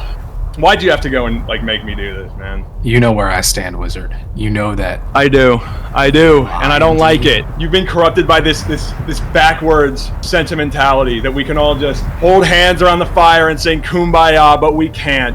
We just can't. You know why? No, not because of me. Not because of me. There are other islands that want to destroy our way of life.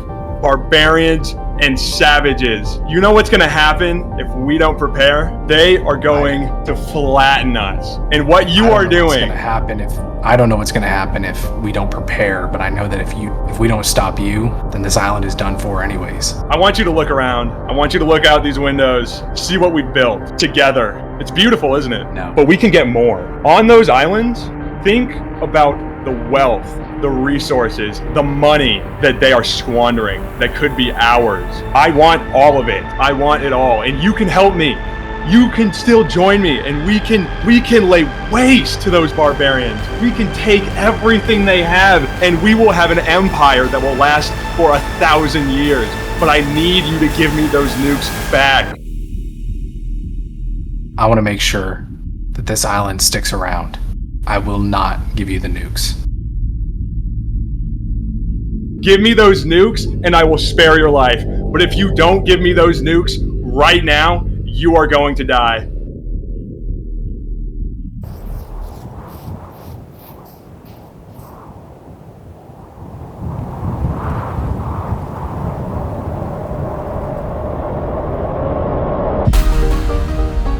Run! To the bunker! You guys need to stay and protect. You guys stay and protect. Me and Vert only. If you see people coming, you know what you need to do, okay?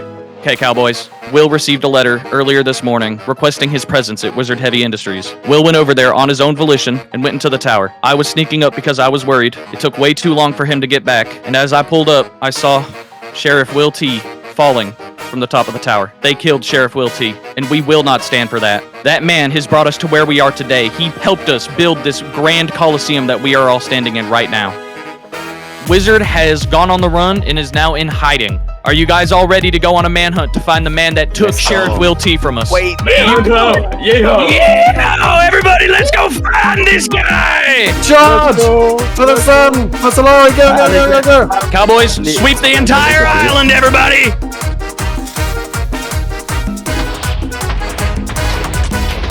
Yeah, Oh, yeah, we what got I tell you. explosions, we got a nuke going off. I told you, they're baiting into our trap. Pull back. Right, scatter. This is not it's a bait, it's a trap.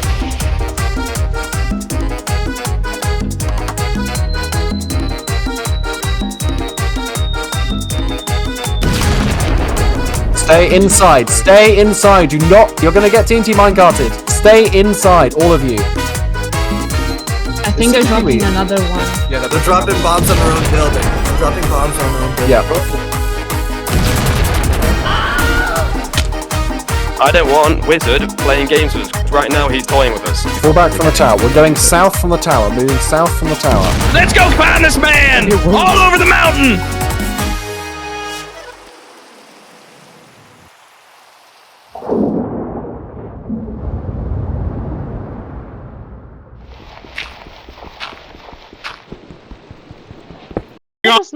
We can be civil about this. I have so much money. Just do not kill me, please. Now with your hands up, we're going back to the Coliseum. I'm not getting a trial, am I? And there will be a trial of sorts, Wizard USA. Oh. Hello, everybody. Today, I have brought you all here because we have captured the Wizard USA. He is being tried for all his crimes against this island, making all of us fear for our lives. Wizard USA, will you please stand on the middle jungle block? Will I be given a final word? You will. So it's come to this. I want you guys to know something. I have something to confess to you all. This whole time I've been telling people that I made the nukes for you all. I made the nukes for you. No. I did it for me. I liked it. I was good at it. That's why I did it. All this time, I thought that Cold and Temperate were the savages. But I see it now. No. You guys, you're the savages. Emberguard, you guys literally massacred Tiki for nothing. Solara, you have a giant spyglass that you use to burn people alive. Sadney, you built the nukes. You say you didn't want to, but you did.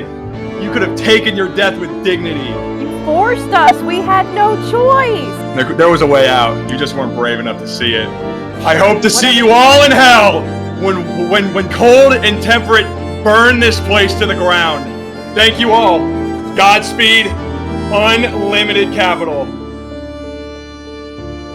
Do what you gotta do. You are being put to death for your crimes against this island.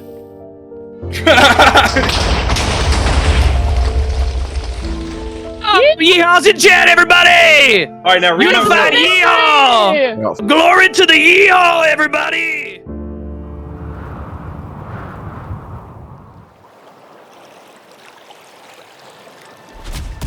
The monarchs of the Temperate Island are gearing up for war. Following the Sakura Alliance's seizure of Everbloom on day 4, Myron knows that an attack on the Arasaka Corporation itself is right around the corner. With all the monarchies of the Temperate Island being part of the Sakura Alliance, it seems Myron stands alone. But unknown to the Sakura Alliance, they have a traitor in their midst.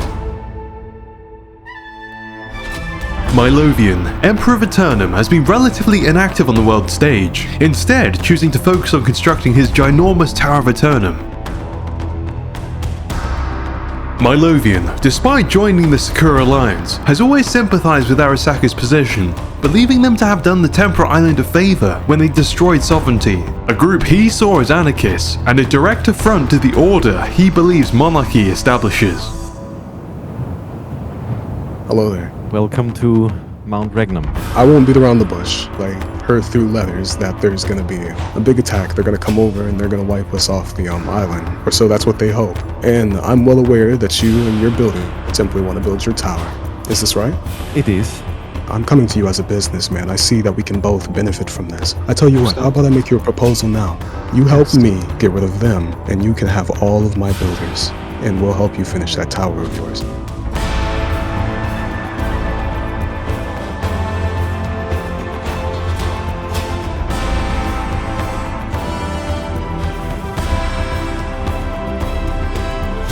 And so, Arasaka will make its last stand with their new allies in the Tower of Eternum. Spec knows it's now or never.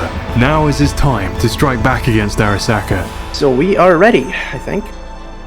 All that's left now is for the Sakura Alliance to attack.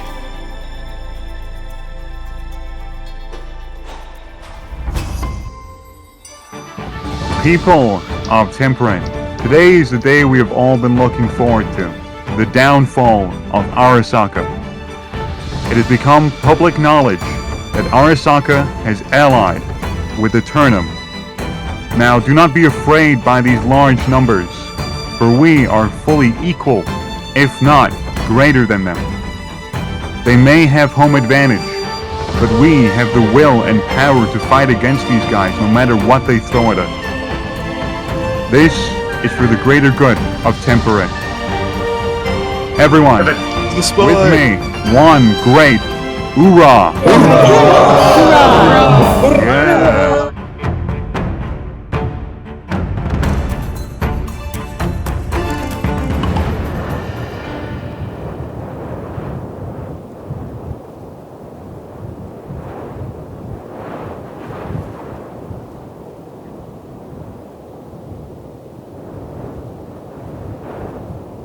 Are you sure you want to do this?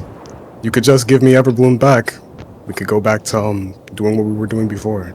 Doesn't have to be this way. Myron, the last thing we're gonna do is give up any more land to you tyrants.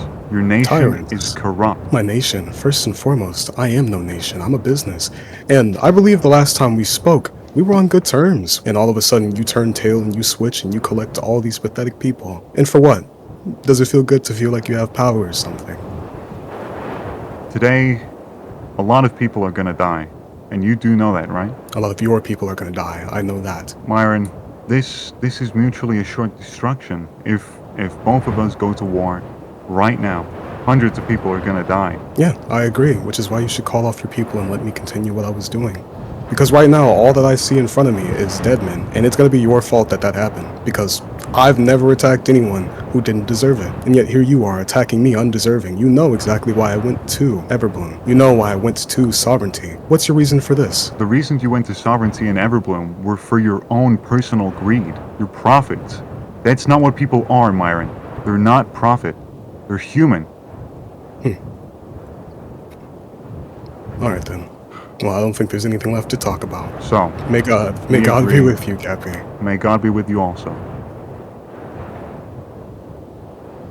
Right, people. It appears that we have terms with Myron, and that is the heads of every member of Arasaka and Eternum. Agreed. Any moment now. Any moment.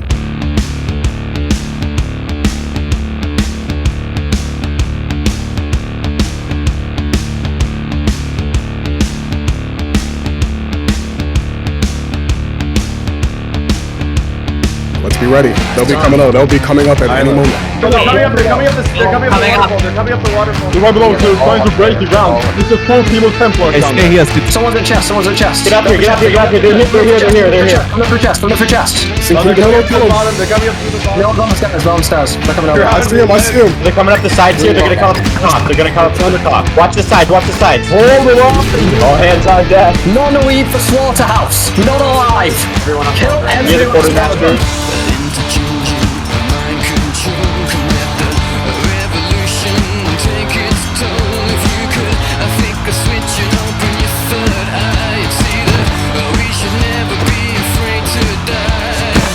The Queen of Grove is dead. I want Gappy's head.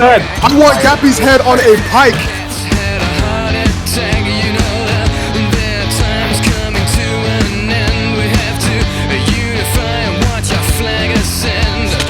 Nice. We're holding them off supremely. We are killing them. Here, they're here. They're coming up from the top. Guys.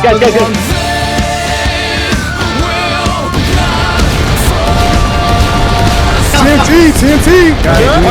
Watch out for the TNT! You guys watch out for the TNT!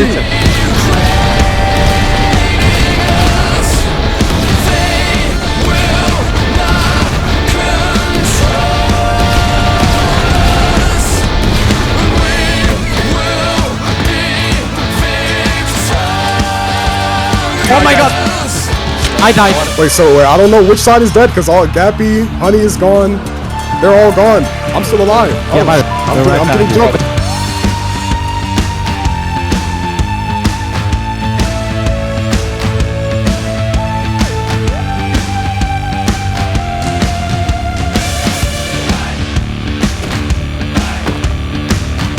Ooh, snap.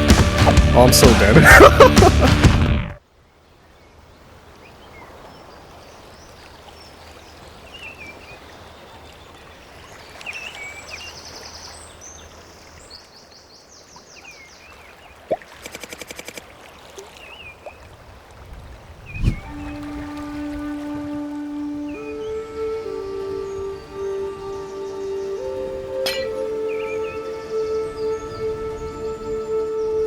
That was a lot. It was a lot of death. I was just surprised that it was that much. At the start of day 5, there were 250 players alive on the Temperate Island. Now, there are a little more than 100. That means that over 60% of the entire Temperate population, including every single leader, died in the battle.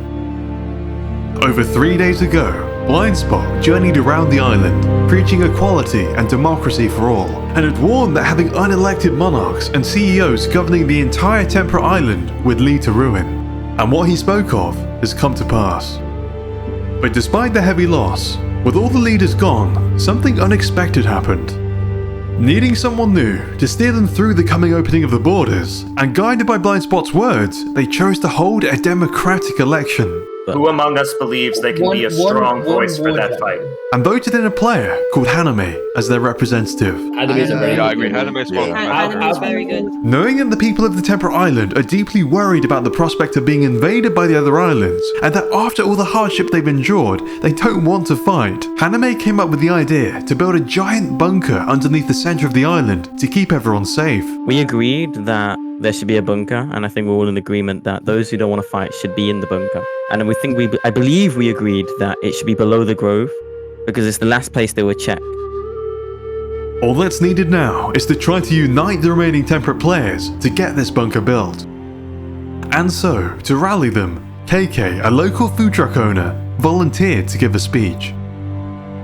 Propose we build a bunker. We'll move underground, so if we are found by other nations, they will walk into a barren wasteland, unaware their feet tread right above us, where we will be safe.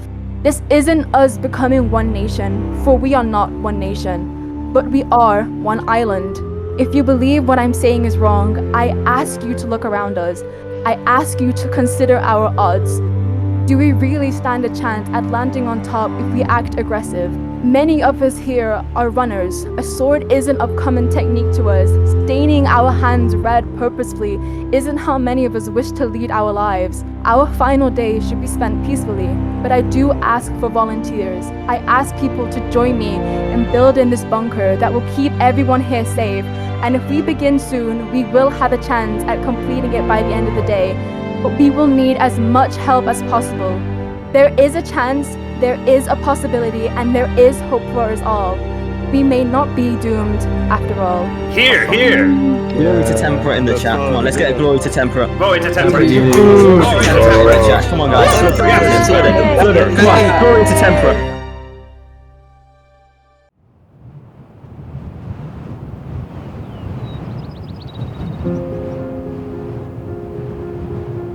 Following the chaotic battle to capture Wizard on day 5, the Warm Island is fractured.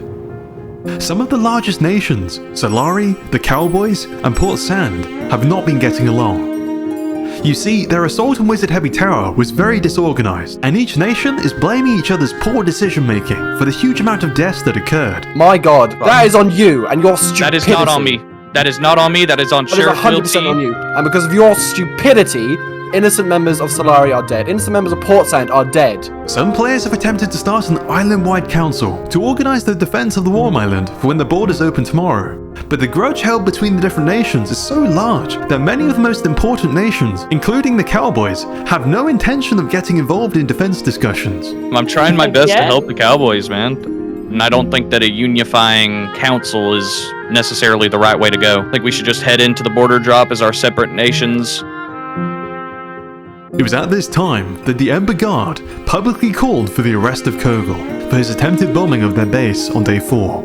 And Kogel, tired of hiding as a wanted man, turned himself in, with the sole condition that a fair trial would be held so that he could have a chance to explain himself. Hello. So, as you all might not all know, I'm the 80-year-old guy on top of the hill. Were you planning on bombing the Ember Guard Council? And did you actually blow it up? This question needs context, but the answer is yes. Objection! That is a leading question to my client. I asked that we have a objection should didn't understand. Hear me We just out. have the suspect admitting to guilt. This is enough. I need a defense. It's the defense's turn, thank you very much.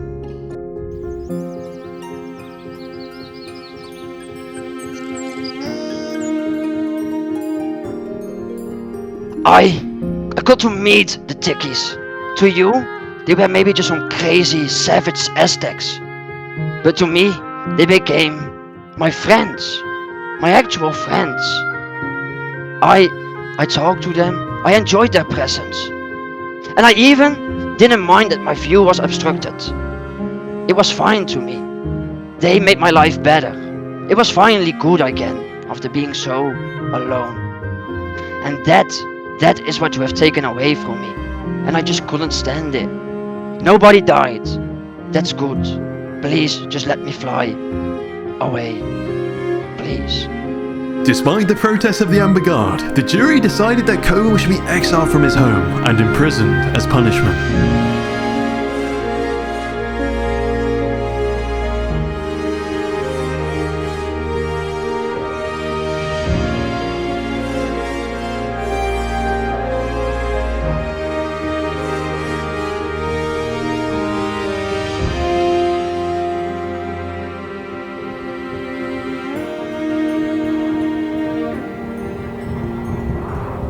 Now, the Aztec nation of Tikitinati, who the Ember Guard in Cactonia had destroyed on day 3, wasn't entirely wiped out. In fact, a handful of players had survived the massacre. Fleeing their homes, they've established a refuge for displaced players on the mountain near the remains of Wizard Heavy Tower. And unfortunately, the Ember Guard has gotten wind of this remaining Tiki settlement and has plans to finish what they started. Today, we fight for our freedom! We have been a punching bag for the international community for far too long. We are not gonna let ourselves get pushed away anymore. We're gonna retaliate for the attacks of these terrorists! My friends, today is our fight for freedom! Ember Guard, yeah! Come on! Let's go! Ember Guard! Yo! Bunker now! Stay together. Follow Dooman. Negative, right here. I see them. Kill him. Lethal muffin, kill him. He doesn't get to live. Kill him. Make sure he dies. A stupid death. Guys, I'm actually kind of shaking. I'm really scared. Oh my god, I don't want to die. Go! Okay, run down. Get out. We need, wait, go. We need to get out of this. Zoom on. Guys, come down. They're coming. Kill him. Kogel, horrified by the Ember Guard's actions, escaped his exile and ran to the Colosseum in hopes of convincing the leaders of the Warm Island, who are currently holding an emergency meeting, to act. Hold on, can we talk this then? Can we talk this out before we declare war on each other? Right now. Are you just planning on killing them straight up? No, hear me out. To me, the worry is they have betrayed our ideals from the get-go. Who are we to think that they are not going to betray us when the islands open up? They are not having our backs now anymore anyway. Better to deal with this pest and get it over with and get ready for what is coming, because otherwise it's over. And the leaders of the Warm Island listened. Any people who bear the Ember Guard shield are to be executed on sight. They are too dangerous to be left alive. We need to move to Potsdam now. May the gods be with you guys.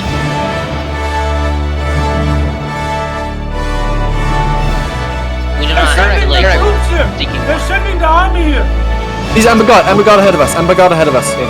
They hit the coast. They're running away. Yeah, I'm getting chased. Come here, you cowardly with people. Find Drumon, find him and kill him first. Kill the leaders first. Just ahead. Any Ember Guard that surrenders and casts away their shield, they let them live. Everyone else, we're going in.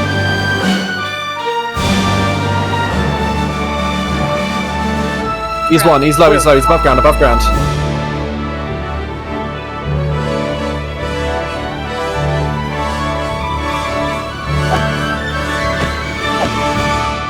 Got it. He's down. Dolphins. Yes, Dolphin. During the fighting, Shadow, the leader of Cactonia, who is partly responsible for what happened to Tiki Tanati, actively turned over Ember Guard players who just killed the refugees. And so, in the eyes of many, he redeemed himself. The Ember Guard, the players who mercilessly massacred the Tiki people, had been wiped out. And in the process, the Warm Island has grown more united, which is more important than ever, because soon, the borders between the islands will open.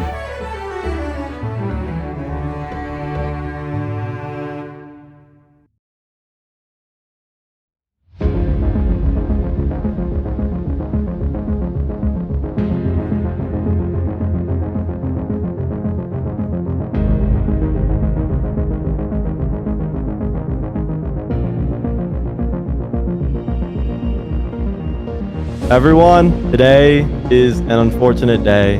Lime, the mastermind behind the old council killings, was found not guilty in an 8-3 vote. Lime has teamed up with Iceford's mayor, Sunday, and they have put out a warrant for my arrest. I would like to restate that I am an innocent man. I have done no wrongdoings.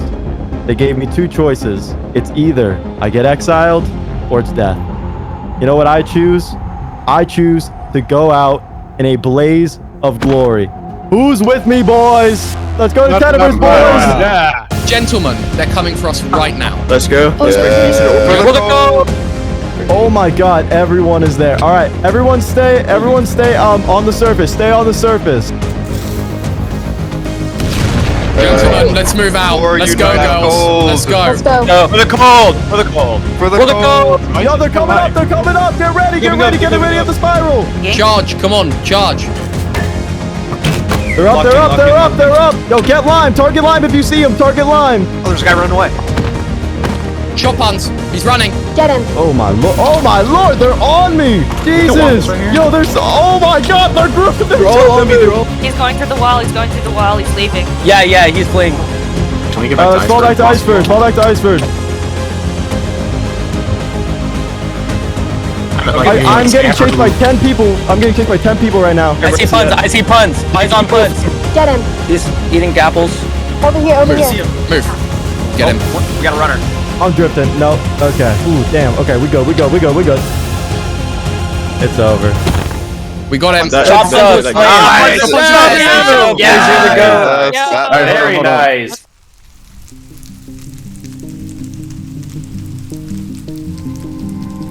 Despite Polaris being vastly outnumbered in the battle, they did significant damage.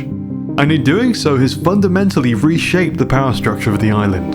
3 nations, Iceford, Roventelia, and Tenebris, now contain the vast majority of the Cold Island players. In order to figure out what the plan now is against the other islands going into the border drop tomorrow, representatives from 11 nations ventured over to Sapphire Blaze. Dismal, the judge from Lime's trial, acted as mediator and proposed that even though 3 nations contain the vast majority of players, all 11 nations should vote on each island-wide decision equally. Now, moving forward, we have to decide on how we want the council, the alliance leadership to be. I believe that the best course of action is to have everyone have equal say and do a vote system. Dismal first raised one of the smaller nations' ideas, that they should collectively elect a High King. A High King? Everyone will nominate a High King. Okay, may I dismell? A island-spanning alliance, or a half-island-spanning alliance, with a sole person in charge or above everyone else, got us into this predicament in the first place. So, I think that's a terrible idea. I think we shouldn't have a High King. I think that Lime's point is right. Despite Tenebris, Iceford, and Roventelia saying that having a High King is a terrible idea, a vote was held anyway. You want to have a High King. This is ridiculous. So we are voting for this. I, as the member of the highway, votes to not have a High King? I say nay as the mayor of Iceford. As the sole living leader of Sapphire Blaze, I vote nay. As a equal farmer of Cryo, I also vote nay. As the sole representative of Snowden, I vote nay. As High Warden of the Frost Wardens, I also vote nay. Yes, we would like to vote nay. Alright, understood. On a vote of 10-0, we have voted not to elect a High King. The motion to elect a High King thankfully wasn't passed, but the fact that there were leaders who only spoke for a handful of players, and that those leaders had equal voting power to those that had around 80 players, seemed very wrong to Lime. The meeting went on and on and on. In Lime's mind, the serfs are wasting precious time. The borders are going to open in a matter of hours, and nothing meaningful has been decided. This is exactly why he went underground in the first place. This slow, bureaucratic process of pointless arguing between the surface dwellers is going to get Tenebris and himself killed. Something has to be done. That I believe is at this point is defunct and pretty much never happened to be the case. It was just made on one map that was never officially selected. So what Cold Union are you referring to? I agree. Right, okay, I'm going to interrupt you for a second. I'm sorry. Go ahead, Lime. Go ahead, Lime. Who here in the audience thinks this is boring? This is just a really I think we get the hell out of here and we do something constructive with our day instead of standing around here and talking about what we might do. Okay, I say we do something productive with our time. Okay, so excuse me for one moment. So I was about to get to that. You've had one moment. You've had like half an hour. The moment has closed. You've had it. What productive thing has actually been done here? So, thank you very much, but we are now withdrawing and going back to isolationism. Thank you very much. Tenebris, if you'd like to follow me back home, please. Let's go home. So as I was about to mention... Yeah, I think we're done here. Alright. Rowan, tell you, let's dip. Very good. Okay, Thank you. Fast Wardens, Let's go home.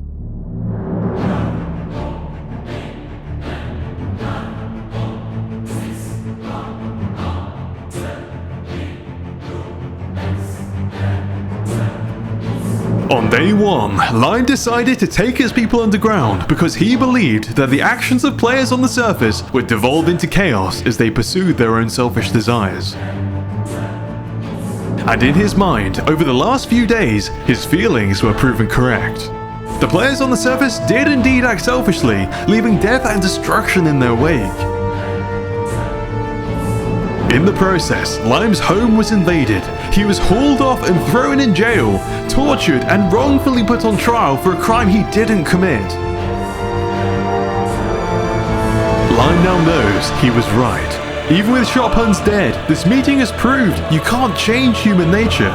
People will always do what they deem is best for them, and demand they get their say, even if it poses a danger to everyone's survival. All Lime wants is to be left alone in peace. Originally, he believed he could obtain that by simply avoiding the surface dwellers, but now he sees things differently. They'll never stop acting in their own self-interest. They'll never leave him alone. And so, to get the peace he so desperately desires, he summoned the leaders of Iceford and Roventelia to Tenebris in order to convince them to join forces with him so that he can wield the collective strength of the Cold Island as a weapon to wipe the surfaces of every single island clean. So, why I've gathered you here. What do you think of the current arrangement of the Islands Council? I think it's fine with everyone having an equal vote. You think it's fine with everyone having an equal vote? Like, how is that fair for us? For us. Can you elaborate? So, Vinland has about, what, like 2 members maybe? And they have a voice on the council. Meanwhile, we have probably 80 people each. Like, look at it. It was, I can't remember, there was 11 people on a wartime council for this island. That is ridiculous. We can be custodians of this, right? We are heads of the 3 largest and most influential nations. Why don't we take the burden of this for ourselves? So, opinions, what do we think?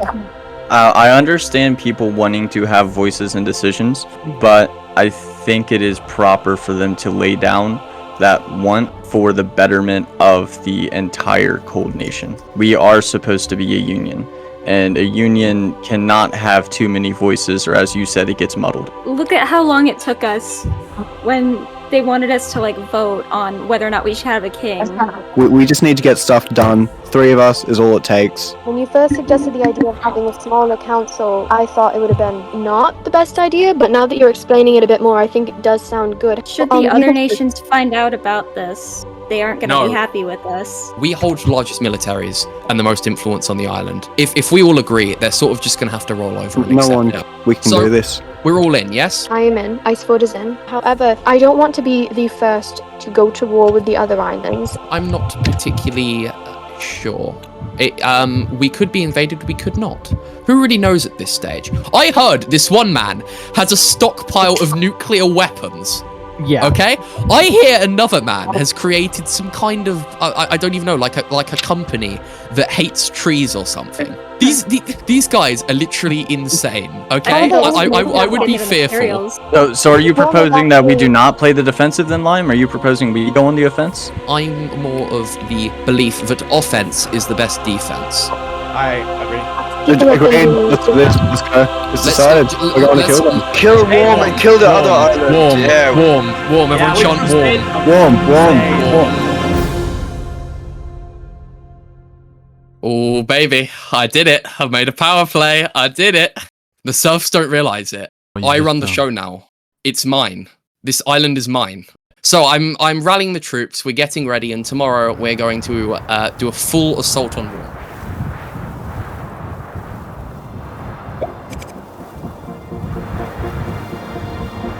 Day 7 has finally arrived, which means the borders between the islands are about to fall. Players all across the world are somewhat nervous, unsure of what the other islands' intentions are.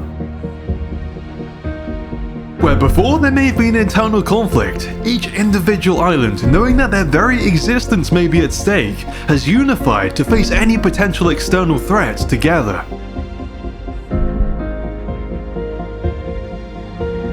Haname, knowing that the Temperate Island is by far the weakest out of the 3, having lost most of their population in the Battle of Eternum, intends to play defensive, and has directed most of his population to take refuge in their underground bunker.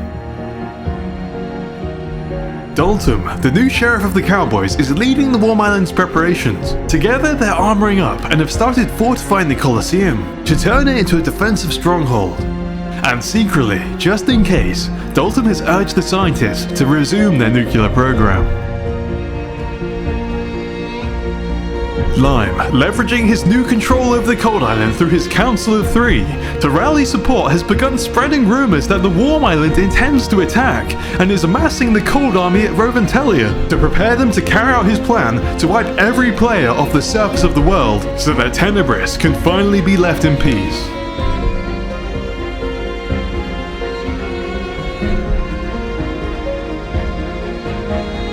Kogel has heard rumors of how many players are left on each island, and knows that if the Cold Island were to attack, the Warm Island would be outnumbered, and would be unlikely to survive. He can't stand the thought of his little home falling into the hands of any potential invaders, so even though it greatly pains him to do so, he has begun planting an explosive trap beneath it, so that if he must, he can destroy it. And with that, let's see how this story ends.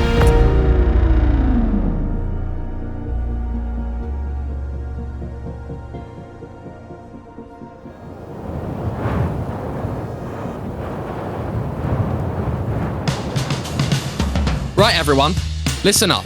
No matter who you are, serf or loyal member of Tenebris, I think we can all agree on one thing. We've all been through a lot together. From raiding to conspiracy. Now these other islands, they're unpredictable and threaten our very future. I'm not gonna sit back and let another dictator sow chaos. We have the people, we have the soldiers. I say it's time we do something about this. What do you all say? Right, okay, let's head over to Temperate. Let's go. There goes God with her angel. It took a little more than she thought to save. Adios, Tenebris. See you soon. And who could have known that the thing we'd come to love the most about creation was our appetite for self-extermination? Wait, Lime, did you even tell Temperate that we're coming over to their house? Did you even tell them? No. What?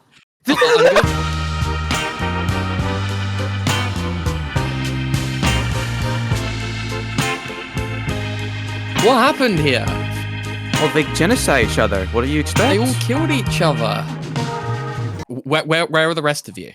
What happened here? This is us. What happened? There was war. Lime gave Haname an ultimatum. Have all the Temperate players join him in attacking the Warm Island, or join the Warm Island in being wiped out. You can bargain with me, 'cause I've seen all I needed to see. Yes, I'm to be done with this wicked, dark freak show mystery, and pass it on to someone. Here we go, everyone, get ready. Are they in this Colosseum? Oh my god.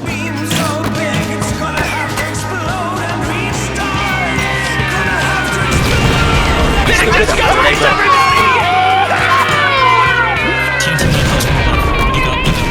Oh, the minecart got 2 people, come on! Minecart got 2 people, minecart got 2 people. I'm getting shot! W stands for war! Oh, my bow skills are off the charts! Oh. Stay where. If you see where I am, just stay where I am right now. Don't push forward.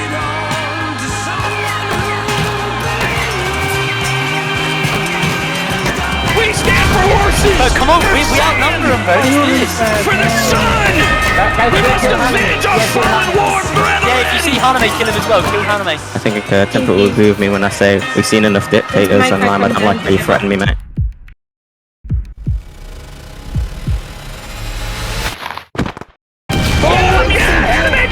Oh my god!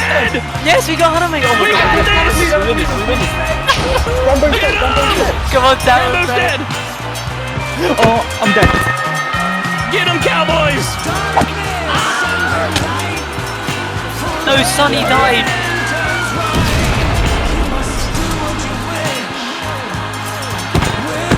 Come on, come on. Let's go get some, come on! Come on!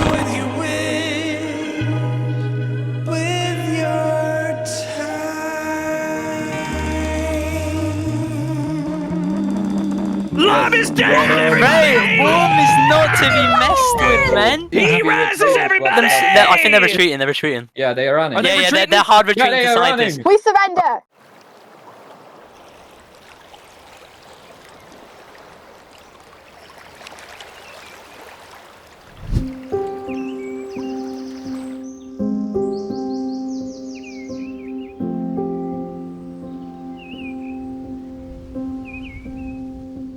After Lime died, most of the attacking force, who had only followed him to war out of fear, threw down their weapons, ending the battle. The remaining leaders met up in the middle of the ocean, forgave each other for the conflict, and signed a treaty to make sure that a battle like this never happens again. In the time that followed, the players went back to their homes and took some time to build monuments for their fallen friends. They explored each other's islands, and then they all got back to doing the same things that they'd enjoyed doing before. Of course, with so many players gone, it was never really the same, but they made the most of what they had. The surfaces of the islands have been left deeply scarred by all the wars.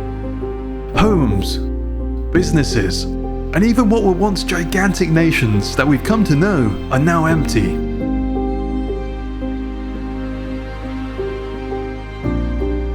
Throughout this story, 1,868 players logged on to contribute their bit to creating thriving civilizations on these 3 islands. And only 7 days later, only around 300 remain. But despite that, those that remain are optimistic. With a steady peace established amongst the islands, they're looking forward to what the future holds.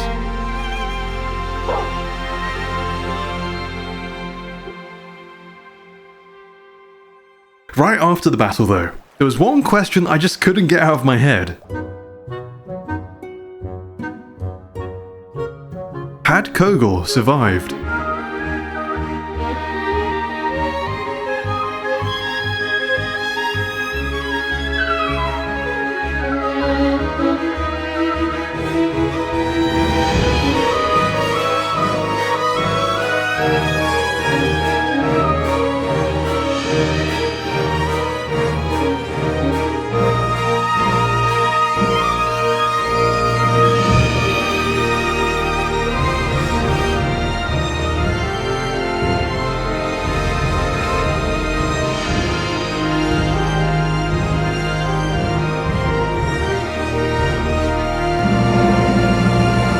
Man, oh man. I am for real sweating. I was so scared. But we win. They, Warm won. I'm actually proud of the people on Warm now. I'm actually proud. And my house still stands. Ladies and gentlemen, this video took me an entire year to make.